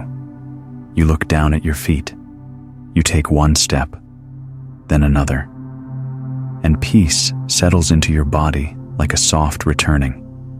Peace is not found at the top of the mountain. Peace is found in each step, taken without the weight of the entire journey on your shoulders. Ask yourself, what step can I take today if I stop carrying the whole mountain? Perhaps a small act of self-kindness, perhaps a breath, perhaps a truth, perhaps a release, perhaps a pause. Now imagine sitting beside a quiet lake at twilight. The sky is turning lavender. The water glows with the last light of the day. A few ripples touch the surface, gentle, easy, surrendered. You pick up a stone, feel its weight in your hand. You whisper into the stone something you are ready to release, a fear, a memory, an expectation, a heaviness. And then you toss the stone into the lake. The ripples spread outward in widening circles, carrying your release into the vastness. The lake does not resist your offering. It absorbs it, transforms it, holds it gently. Let the lake teach you. You too can release without fear. You too can soften without breaking. You too can surrender without losing yourself. Close your eyes now. Let your breath slow. Feel the space within your chest expand. Whisper inwardly, "Peace lives within me. I only need to stop resisting." Let that truth settle into your bones. Let it soothe whatever has been tight, whatever has been hurting, whatever has been clinging. Peace is not something you chase. Peace is something you return to. A returning to your breath, a returning to presence, a returning to the truth that you are held by life, not abandoned by it. You are learning the art of inner peace slowly, gently, gracefully. The way a flower opens at dawn, the way a river softens a stone, the way the heart remembers its own light. You are coming home to yourself, and peace is waiting at the door.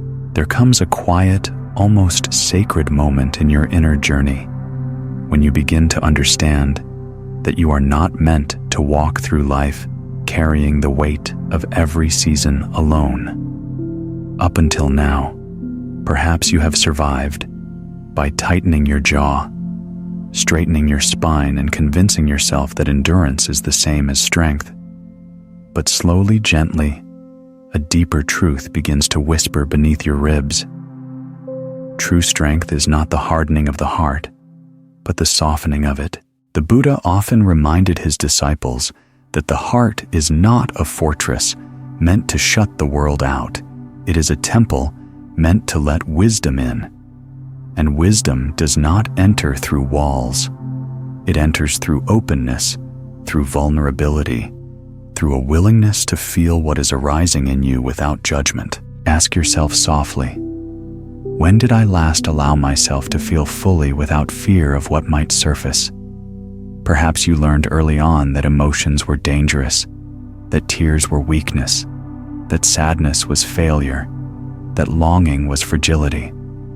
So you tucked your feelings away in the corners of your being, hoping that by burying them, they would stop speaking. But buried emotions do not die. They become roots, roots that pull at you, roots that shape your choices, roots that whisper your fears back to you in the silence of night. Healing begins when you turn toward those buried places with gentleness. Imagine now that you enter a narrow stone passageway leading deep into the earth. The air is cool, the light dim. You walk slowly, holding a small lantern. Ahead, you see a wooden door, old, cracked, untouched for years. This door leads to a room within your heart you've avoided. You place a hand on the rough wood. It trembles beneath your touch. With one slow breath, you open it. Inside, you find memories, some tender, some painful, some unfinished. You see the younger versions of yourself sitting quietly in corners, waiting for you. Not waiting to be fixed, not waiting to be erased, but waiting to be acknowledged. This is the work of compassion, not changing what happened, but changing how you hold your own story. Ask yourself gently, which version of me is still waiting for my understanding? Perhaps the child who needed comfort. Perhaps the teenager who felt unseen. Perhaps the adult who pretended to be fine. Perhaps the part of you that still believes you must handle everything alone. Now imagine kneeling beside one of these inner selves, maybe the one who was hurt, maybe the one who felt abandoned, maybe the one who blamed themselves for things they could not control.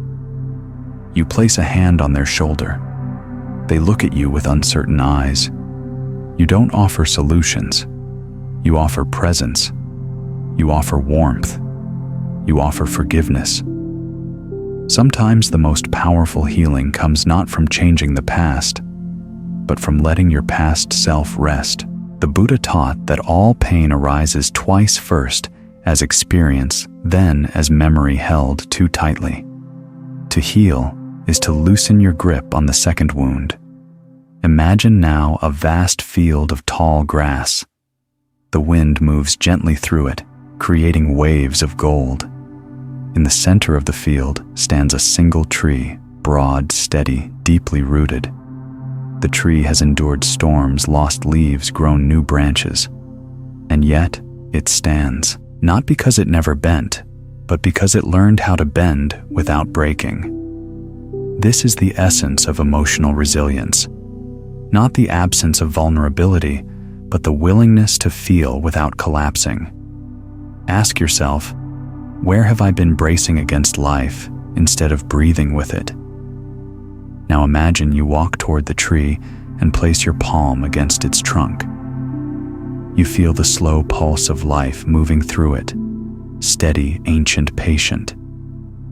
This pulse lives within you too, but to feel it, you must slow down. You must soften. You must allow the truth of your inner weather to be felt. Imagine the 4 seasons of your emotional life: spring, when hope quietly returns; summer, when joy unfolds naturally; autumn, when letting go becomes necessary; winter, when resting is the only truth. Your heart is meant to experience all seasons. Trouble comes only when you try to remain in one. Ask yourself tenderly, which emotional season am I resisting right now? Perhaps you are in a season of release, but you cling to what is ending. Perhaps you are in a season of rest, but you shame yourself for slowing down. Perhaps you are in a season of growth, but fear the unfamiliar. Perhaps you are in a season of tenderness, but armor yourself against feeling. Every season has its wisdom. Every season shapes you. Now imagine you sit at the edge of a quiet lake. Its surface is smooth, reflecting the sky with perfect clarity. You pick up a pebble and drop it in. Ripples expand across the water, not harshly, not permanently, just naturally. Your emotions are these ripples. They move through you. They shape you for a moment, and then they fade. But if you fear the ripple, you fear the lake. And if you fear the lake, you fear yourself. The Buddha often taught, what is felt must be allowed to be felt, or it will return asking again. So ask yourself, what feeling keeps returning to me because I have not yet welcomed it? Perhaps sorrow asking to be heard. Perhaps disappointment asking to be acknowledged. Perhaps love asking to be expressed. Perhaps fear asking to be understood. Now place a hand on your heart. Feel the warmth of your own touch. Feel the life beneath your palm. Feel the softness rising within you. Whisper inwardly, I allow myself to feel. I allow myself to soften. I allow myself to heal. Let these words melt the inner tension. Let them relax the old defenses. Let them invite your heart back into presence. You do not heal by hardening. You heal by listening, by letting the truth move through you, by letting your emotions rise like waves and fall like waves without holding the tide captive. Your heart is wiser than you think. Your emotions are not enemies. They are signals, teachers' guides carrying messages from the deepest part of your being. You are not breaking. You are thawing. You are not drowning. You are returning to yourself. And in this return, your heart finds room to breathe again, room to grow again, room to love again, without fear of its own depth. There comes a moment, quiet, unannounced, when you begin to realize that much of your suffering has come not from what life has brought you, but from the stories you told yourself about those moments. The mind, like a painter, colors your experiences with past wounds, hidden fears, and imagined outcomes. And before you even notice, you are no longer responding to the present. You are reacting to the ghosts of your past. The Buddha taught, we suffer more in imagination than in reality, not because our pain isn't real, but because the mind clings to its interpretations like vines around a tree, squeezing the life out of the present moment. Ask yourself softly, What stories am I still believing that are no longer true? Perhaps the story that you are unworthy. Perhaps the story that you are alone. Perhaps the story that life is against you. Perhaps the story that things must be perfect for you to rest. Perhaps the story that letting go means losing something essential. These stories once protected you, but now they confine you. Imagine now that you sit beneath an old Bodhi tree as a warm breeze stirs its leaves. A monk approaches holding a scroll. He unrolls it and reveals a single line. Not every thought deserves your belief. He presses the scroll gently into your hands and leaves you with this teaching. You sit in silence. A thought arises, an old fear. You watch it. It grows louder, insisting itself as truth. But instead of spiraling into it, you simply observe. You say within, "This is just a thought. It is not reality." And slowly, the thought fades like a cloud dissolving against the sky. Your mind is not your enemy. Your thoughts are not your enemy. Ignorance believing every thought is the true cause of suffering. Ask yourself gently, which thoughts have I mistaken for truth? Now imagine you are walking through a large library filled with shelves stretching toward the ceiling. These shelves hold the stories you've accumulated across your life. Stories of hurt, stories of failure, stories of survival stories, of love stories, of longing. Some are written in ink. Some are written in scars. You pull a book from a shelf titled, "I Am Not Enough." Its pages are stained with old memories, moments when you felt overlooked, misunderstood, dismissed, judged, abandoned. But as you flip through the pages now, you realize something remarkable. The story is incomplete. It does not include the ways you have grown, the strength you discovered, the compassion you've gained, the courage you developed by walking through fire. The narrative stayed the same, even though you didn't. You close the book. You place it back on the shelf, but this time, you do not take it with you. This is the power of awareness. You can choose which stories you continue carrying. Now imagine a new book on the shelf, its cover blank, its pages empty. This is the story you are writing now, not with fear, not with old wounds, but with presence. Ask yourself, what new story am I ready to write? Perhaps a story of worthiness, perhaps a story of courage, perhaps a story of trust, perhaps a story of truth, perhaps a story of self-compassion so deep it dissolves every old narrative of not enoughness. Imagine now a calm lake still as glass. In its reflection, you see yourself, not the self shaped by judgment, not the self shaped by comparison, not the self shaped by past pains, but your true self, quiet, luminous, steady, like the moon. This is who you are beneath the stories. The Buddha said, "When you see the world with wisdom, you see yourself clearly." But wisdom is not about having all the answers. Wisdom is the courage to question what you've been told, especially by your own mind. Ask yourself, whose voice is this, my truth or my fear? Imagine now you are standing in a field as a storm approaches. Dark clouds gather, wind rises. The storm seems huge, overwhelming, but then a teacher appears beside you and says, "Do not fear the storm. Stand still and watch." You do, and soon you notice that the storm is not as powerful as it appeared. It passes, the sky clears, the sun returns, and you are still here, unchanged at your core. This is what happens when you observe your thoughts instead of believing them blindly.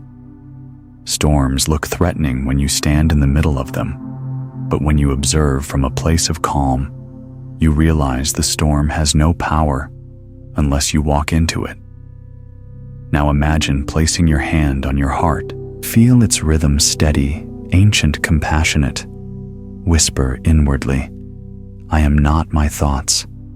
I am the awareness that sees them. Let that truth settle into your bones like warm rain soaking into dry earth. You are not the voice of fear. You are not the weight of old narratives. You are not the outdated stories your mind clings to when it feels uncertain. You are the witness. You are the clarity behind the noise. You are the spaciousness in which every thought comes and goes. You are the one who can choose with presence, with gentleness, with wisdom, what to believe and what to release. Now ask yourself one final question. If I stopped believing every fearful story my mind tells, how much freedom would I discover?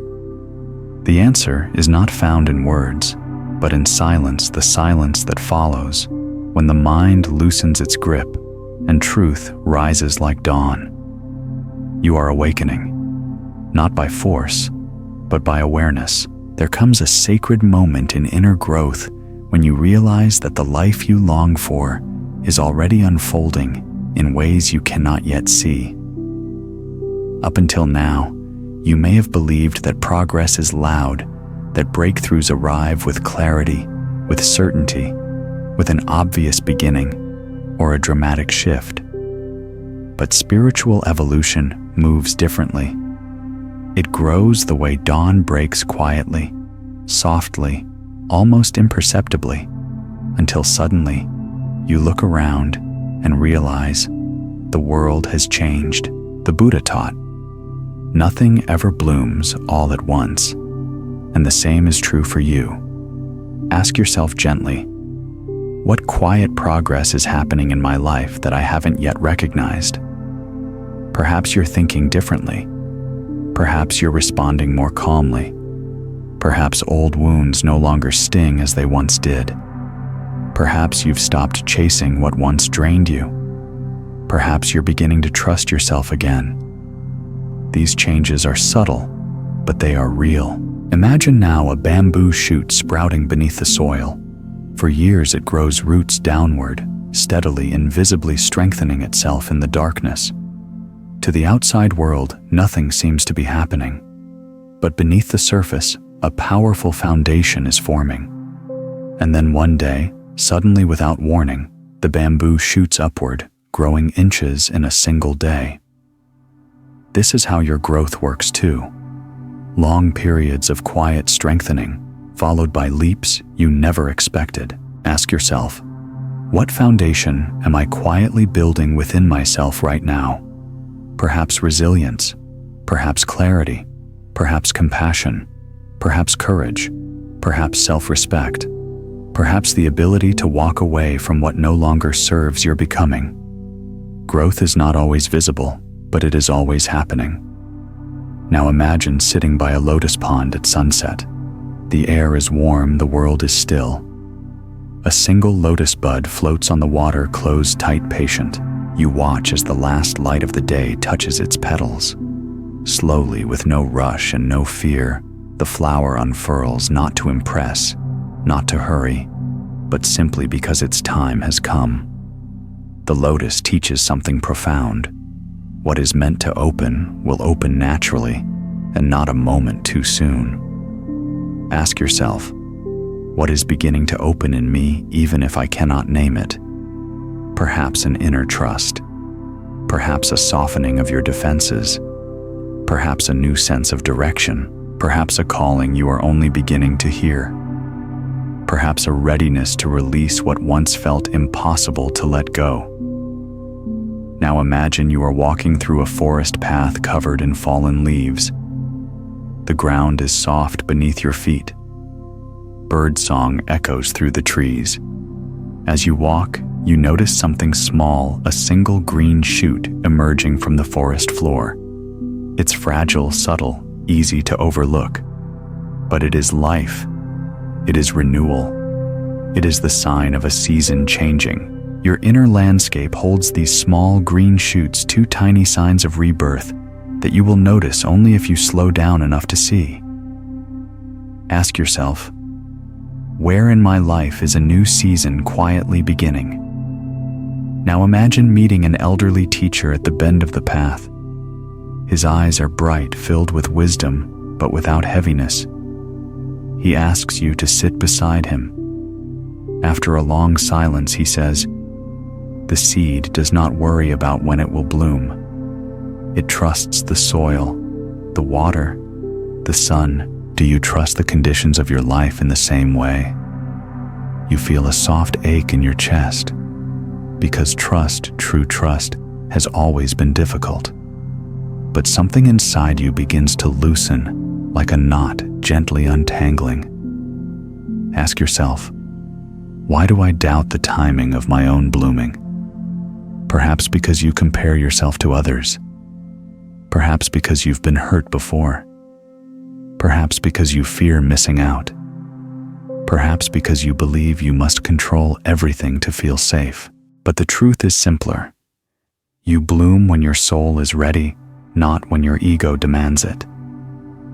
Now imagine you sit alone beneath a clear night sky. Stars scatter across the darkness like silver seeds. You watch them quietly, feeling the vastness of the universe pressing gently against your awareness. In that silence, you realize something beautiful. You are part of something far larger than your worries, far deeper than your fears, far wiser than your immediate understanding. Life is not delaying. Life is preparing. The Buddha said, "When the student is ready, the path appears." This means the path is not outside you. The path unfolds from within. Ask yourself gently, what path is beginning to reveal itself within me? Not a full map, not a guaranteed outcome, just a direction, a feeling, a knowing. Now imagine placing both hands over your heart. Feel its steady rhythm, a quiet drum that has carried you through countless seasons. It has never abandoned you. It has never stopped. It has never once needed your certainty to keep beating. Your heart trusts life. Your soul trusts life. Your intuition trusts life. It is the mind that struggles. Whisper inwardly, "I trust the timing of my life. I am growing even when it seems like nothing is happening. What is meant for me is already finding me." Let these truths settle like gentle rain, softening the rigid places inside you, watering the seeds of your becoming. You are not stuck. You are not late. You are not forgotten. You are growing in ways the world cannot yet see. And one day, perhaps soon, perhaps later, you will look back and realize every quiet moment was part of your blooming. There comes a deeply intimate moment on the spiritual path when you begin to understand that the most profound transformations happen when you learn to trust yourself again. Until now, perhaps you have spent years doubting your choices, questioning your worth, silencing your intuition, and relying on the voices of others more than the quiet guidance within you. But slowly, almost imperceptibly, a new truth begins to rise from the quiet corners of your being. You have always known the way. You simply forgot how to listen. The Buddha taught within you is a light that never goes out. When you turn toward it, the path appears. And so today, you turn inward, not with self-judgment, not with fear, but with gentle curiosity. Ask yourself softly, when did I stop trusting my inner knowing? Perhaps it was when someone dismissed your feelings. Perhaps it was when your openness was met with misunderstanding. Perhaps it was when you made a choice that ended in pain. Perhaps it was when life unfolded differently from what you expected. And in that moment, you began placing your trust everywhere except where it was meant to be inside your own awareness. But intuition is not lost. It is patient. It waits beneath the noise. It speaks most clearly when you grow quiet enough to hear it. Imagine now that you walk along a gentle mountain trail in the early morning. The air is crisp. Mist rises from the grass, and a soft golden light begins to glow across the horizon. You notice a fork in the path, one road winding upward into dense woods, the other curving downward toward a valley of wildflowers. There are no signs, no directions, no map. In the past, this might have frightened you. You would have looked for certainty outside yourself, but today, you pause, place your hand on your heart, and listen. A subtle feeling pulls you toward one path, not with urgency, not with pressure, but with a quiet resonance that says, "This way." This is intuition, not logical reasoning, not fear-based guessing, but the inner wisdom that arises from the deepest part of your being. Ask yourself gently, how often have I ignored this quiet knowing? Now imagine continuing down the chosen path. The forest grows thicker. Sunlight pours through the leaves like liquid gold, and the sound of distant water echoes through the trees. Every step you take affirms your choice, not because the path is perfect, but because it feels aligned. This is what trust in yourself feels like: calm, steady alignment. Not certainty, not perfection, but alignment. The Buddha said, "Do not rush to follow the footsteps of others. Follow the call of your own awakening." Now imagine you sit on a moss-covered stone beside a quietly flowing stream. The water moves without hesitation, carving its way around rocks and fallen branches with ease. If the path is blocked, the stream does not panic. It simply finds another way, softly, wisely, unforced. Your intuition works the same way. It doesn't demand. It doesn't shout. It gently flows around the obstacles of your life, always guiding you back to your truest direction. Ask yourself, where in my life am I forcing the flow instead of trusting it? Perhaps in a relationship that no longer feels aligned. Perhaps in a dream that has changed. Perhaps in a role that no longer fits your soul. Perhaps in a plan you cling to out of fear. Now imagine the stream suddenly widens into a small pool. The surface is so still, you can see your reflection perfectly. You lean closer, and for the first time in a long while, you see yourself clearly. Not the you shaped by past wounds, not the you shaped by expectations, but the you shaped by truth. Here the reflection speaks, "I have always been guiding you. Why do you doubt my voice?" You close your eyes, and a memory rises subtly, a moment when you felt pulled toward a choice you didn't make. A moment when your heart whispered, your body signaled, your intuition nudged, but you overrode it. Perhaps the outcome hurt. Perhaps it disappointed you. And so you began to mistrust yourself, believing you made the wrong choice. Yet look deeper.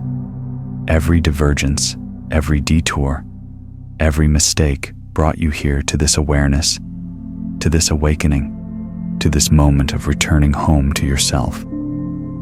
Ask yourself tenderly, what if nothing in my life has ever truly been a wrong turn? Imagine now an elderly woman weaving a tapestry in a quiet cottage. Her hands move with grace as she threads strands of gold through dark patterns.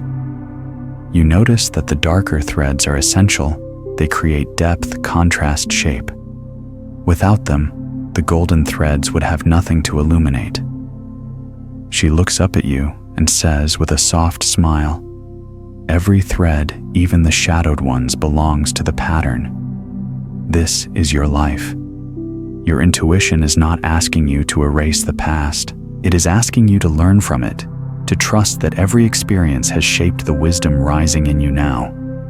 Ask yourself, what wisdom have my past choices given me that I didn't have before? Now imagine the wind shifts gently. Leaves rustle overhead. A feeling rises in your chest, not anxiety, not doubt, but a steady, grounded sense of truth. This is your inner compass. This is the voice you silenced for years. This is the voice that never abandoned you, even when you abandoned yourself. You place your hand on your heart and whisper, "I am learning to trust myself again." Feel how those words settle into your bones. Feel how they soften your breath. Feel how they invite your intuition to step forward again. The Buddha taught, when you trust yourself, you trust the path. Because the path is not somewhere outside you. The path unfolds from the wisdom within you. Now imagine standing at the edge of a cliff, overlooking a vast valley of rolling clouds. The wind is cool. The sky stretches endlessly. For a long time, you feared this place, feared the leap into the unknown, feared the expansiveness of your own potential, feared the freedom waiting for you beyond your familiar limitations. But now, you step closer. You breathe deeply, and you realize something profound. The unknown is not empty. It is full of possibility, full of guidance, full of life waiting to meet you. Ask yourself one final question. What part of me am I finally ready to trust?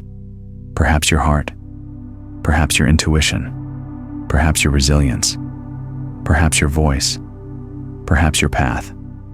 Trust is the beginning of freedom. Trust is the beginning of wisdom. Trust is the beginning of your true life. And today, very gently, you return to it. There comes a moment, quiet, unmistakable, when you finally understand that the journey was never about becoming someone else. It was never about fixing, perfecting, controlling, or proving. It was never about chasing peace, chasing destiny, or chasing worthiness. It was always about this coming home to the truth of who you already are.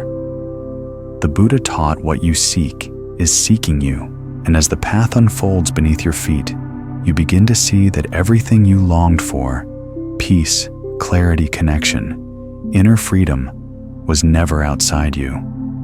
It was waiting patiently beneath the noise, beneath the fear, beneath the stories you carried for far too long.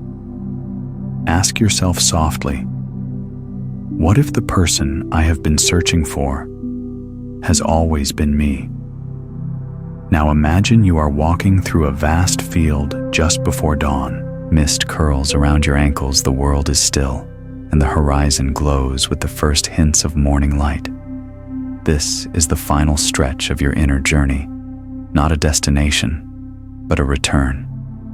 You walk slowly. Your breath is calm. For the first time, you do not rush. You do not fight the moment. You do not question your path, because you have learned something sacred. Life unfolds in perfect rhythm when you stop forcing the music. Ahead, you see a small wooden bridge arching over a river. The water flows smoothly beneath it, steady, clear, peaceful. You stop at the center of the bridge and lean against the rail. Below, the current reflects your face, softened by years of learning, radiant with the quiet confidence of someone who has tasted their own truth.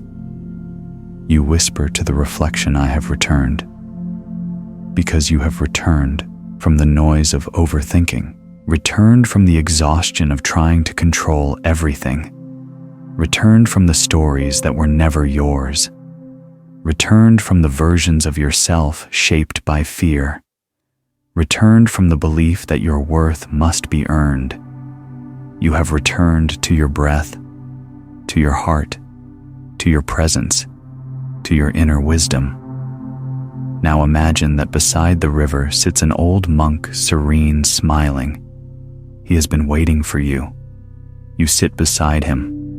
Neither of you speaks. He simply hands you a small bowl filled with clear water. He says softly, this bowl is your mind. When you began your journey, it was turbulent. Now it is clear. You look into the water and see your reflection, not fractured, not weighed down, not afraid, but whole.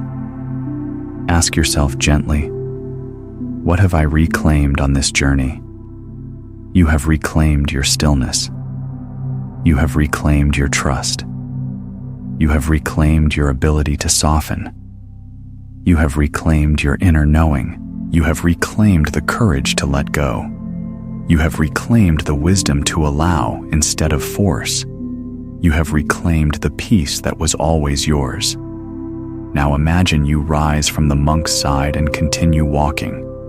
The sun lifts higher, golden light spilling across the field. Birds begin to stir. A new day opens like a blossom unfolding to the warmth. You take a deep breath, and something inside you awakens a deep, grounded certainty that you no longer need to chase life. You need only to walk with it. You understand at last that the river flows without your pushing. The seed blooms without your rushing. The sun rises without your effort. And your path unfolds without your forcing. Because you are aligned now. Aligned with your truth. Aligned with your season. Aligned with your soul's quiet rhythm. Ask yourself, who am I when I no longer cling? You are light. You are space. You are freedom. You are presence. You are wisdom wrapped in skin. You are awareness experiencing itself. You are the watcher, not the storm. You are the sky, not the passing clouds. You are everything you once sought in others. Now imagine you reach a small temple at the end of the field. Its doors are open. A gentle wind flows through its halls. Inside there is no altar, no statues, no incense, only a single cushion placed at the center. You sit. You close your eyes. Your breath deepens, and something extraordinary happens. The silence around you feels alive, as if the universe itself is breathing with you. In this silence, you hear the truth that has guided every step of your path. You are already enough, not because you have achieved, not because you have awakened, not because you have learned, but because your very existence is a miracle. Your presence is sacred. Your being is complete. You sit there for a long time, letting this truth wash through you like warm sunlight, melting the last remnants of doubt. Then gently, your heart speaks. I am home. Home is not a place. Home is not a person. Home is not a final destination. Home is the moment you stop abandoning yourself. Home is the moment you stop running.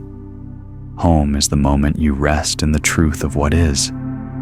You rise from the cushion. You step back into the world, not as someone seeking, but as someone seeing. Seeing with clarity. Seeing with compassion. Seeing with wisdom. Your journey does not end here. It begins here, from this new wholeness, this new openness, this new alignment with the flow of life.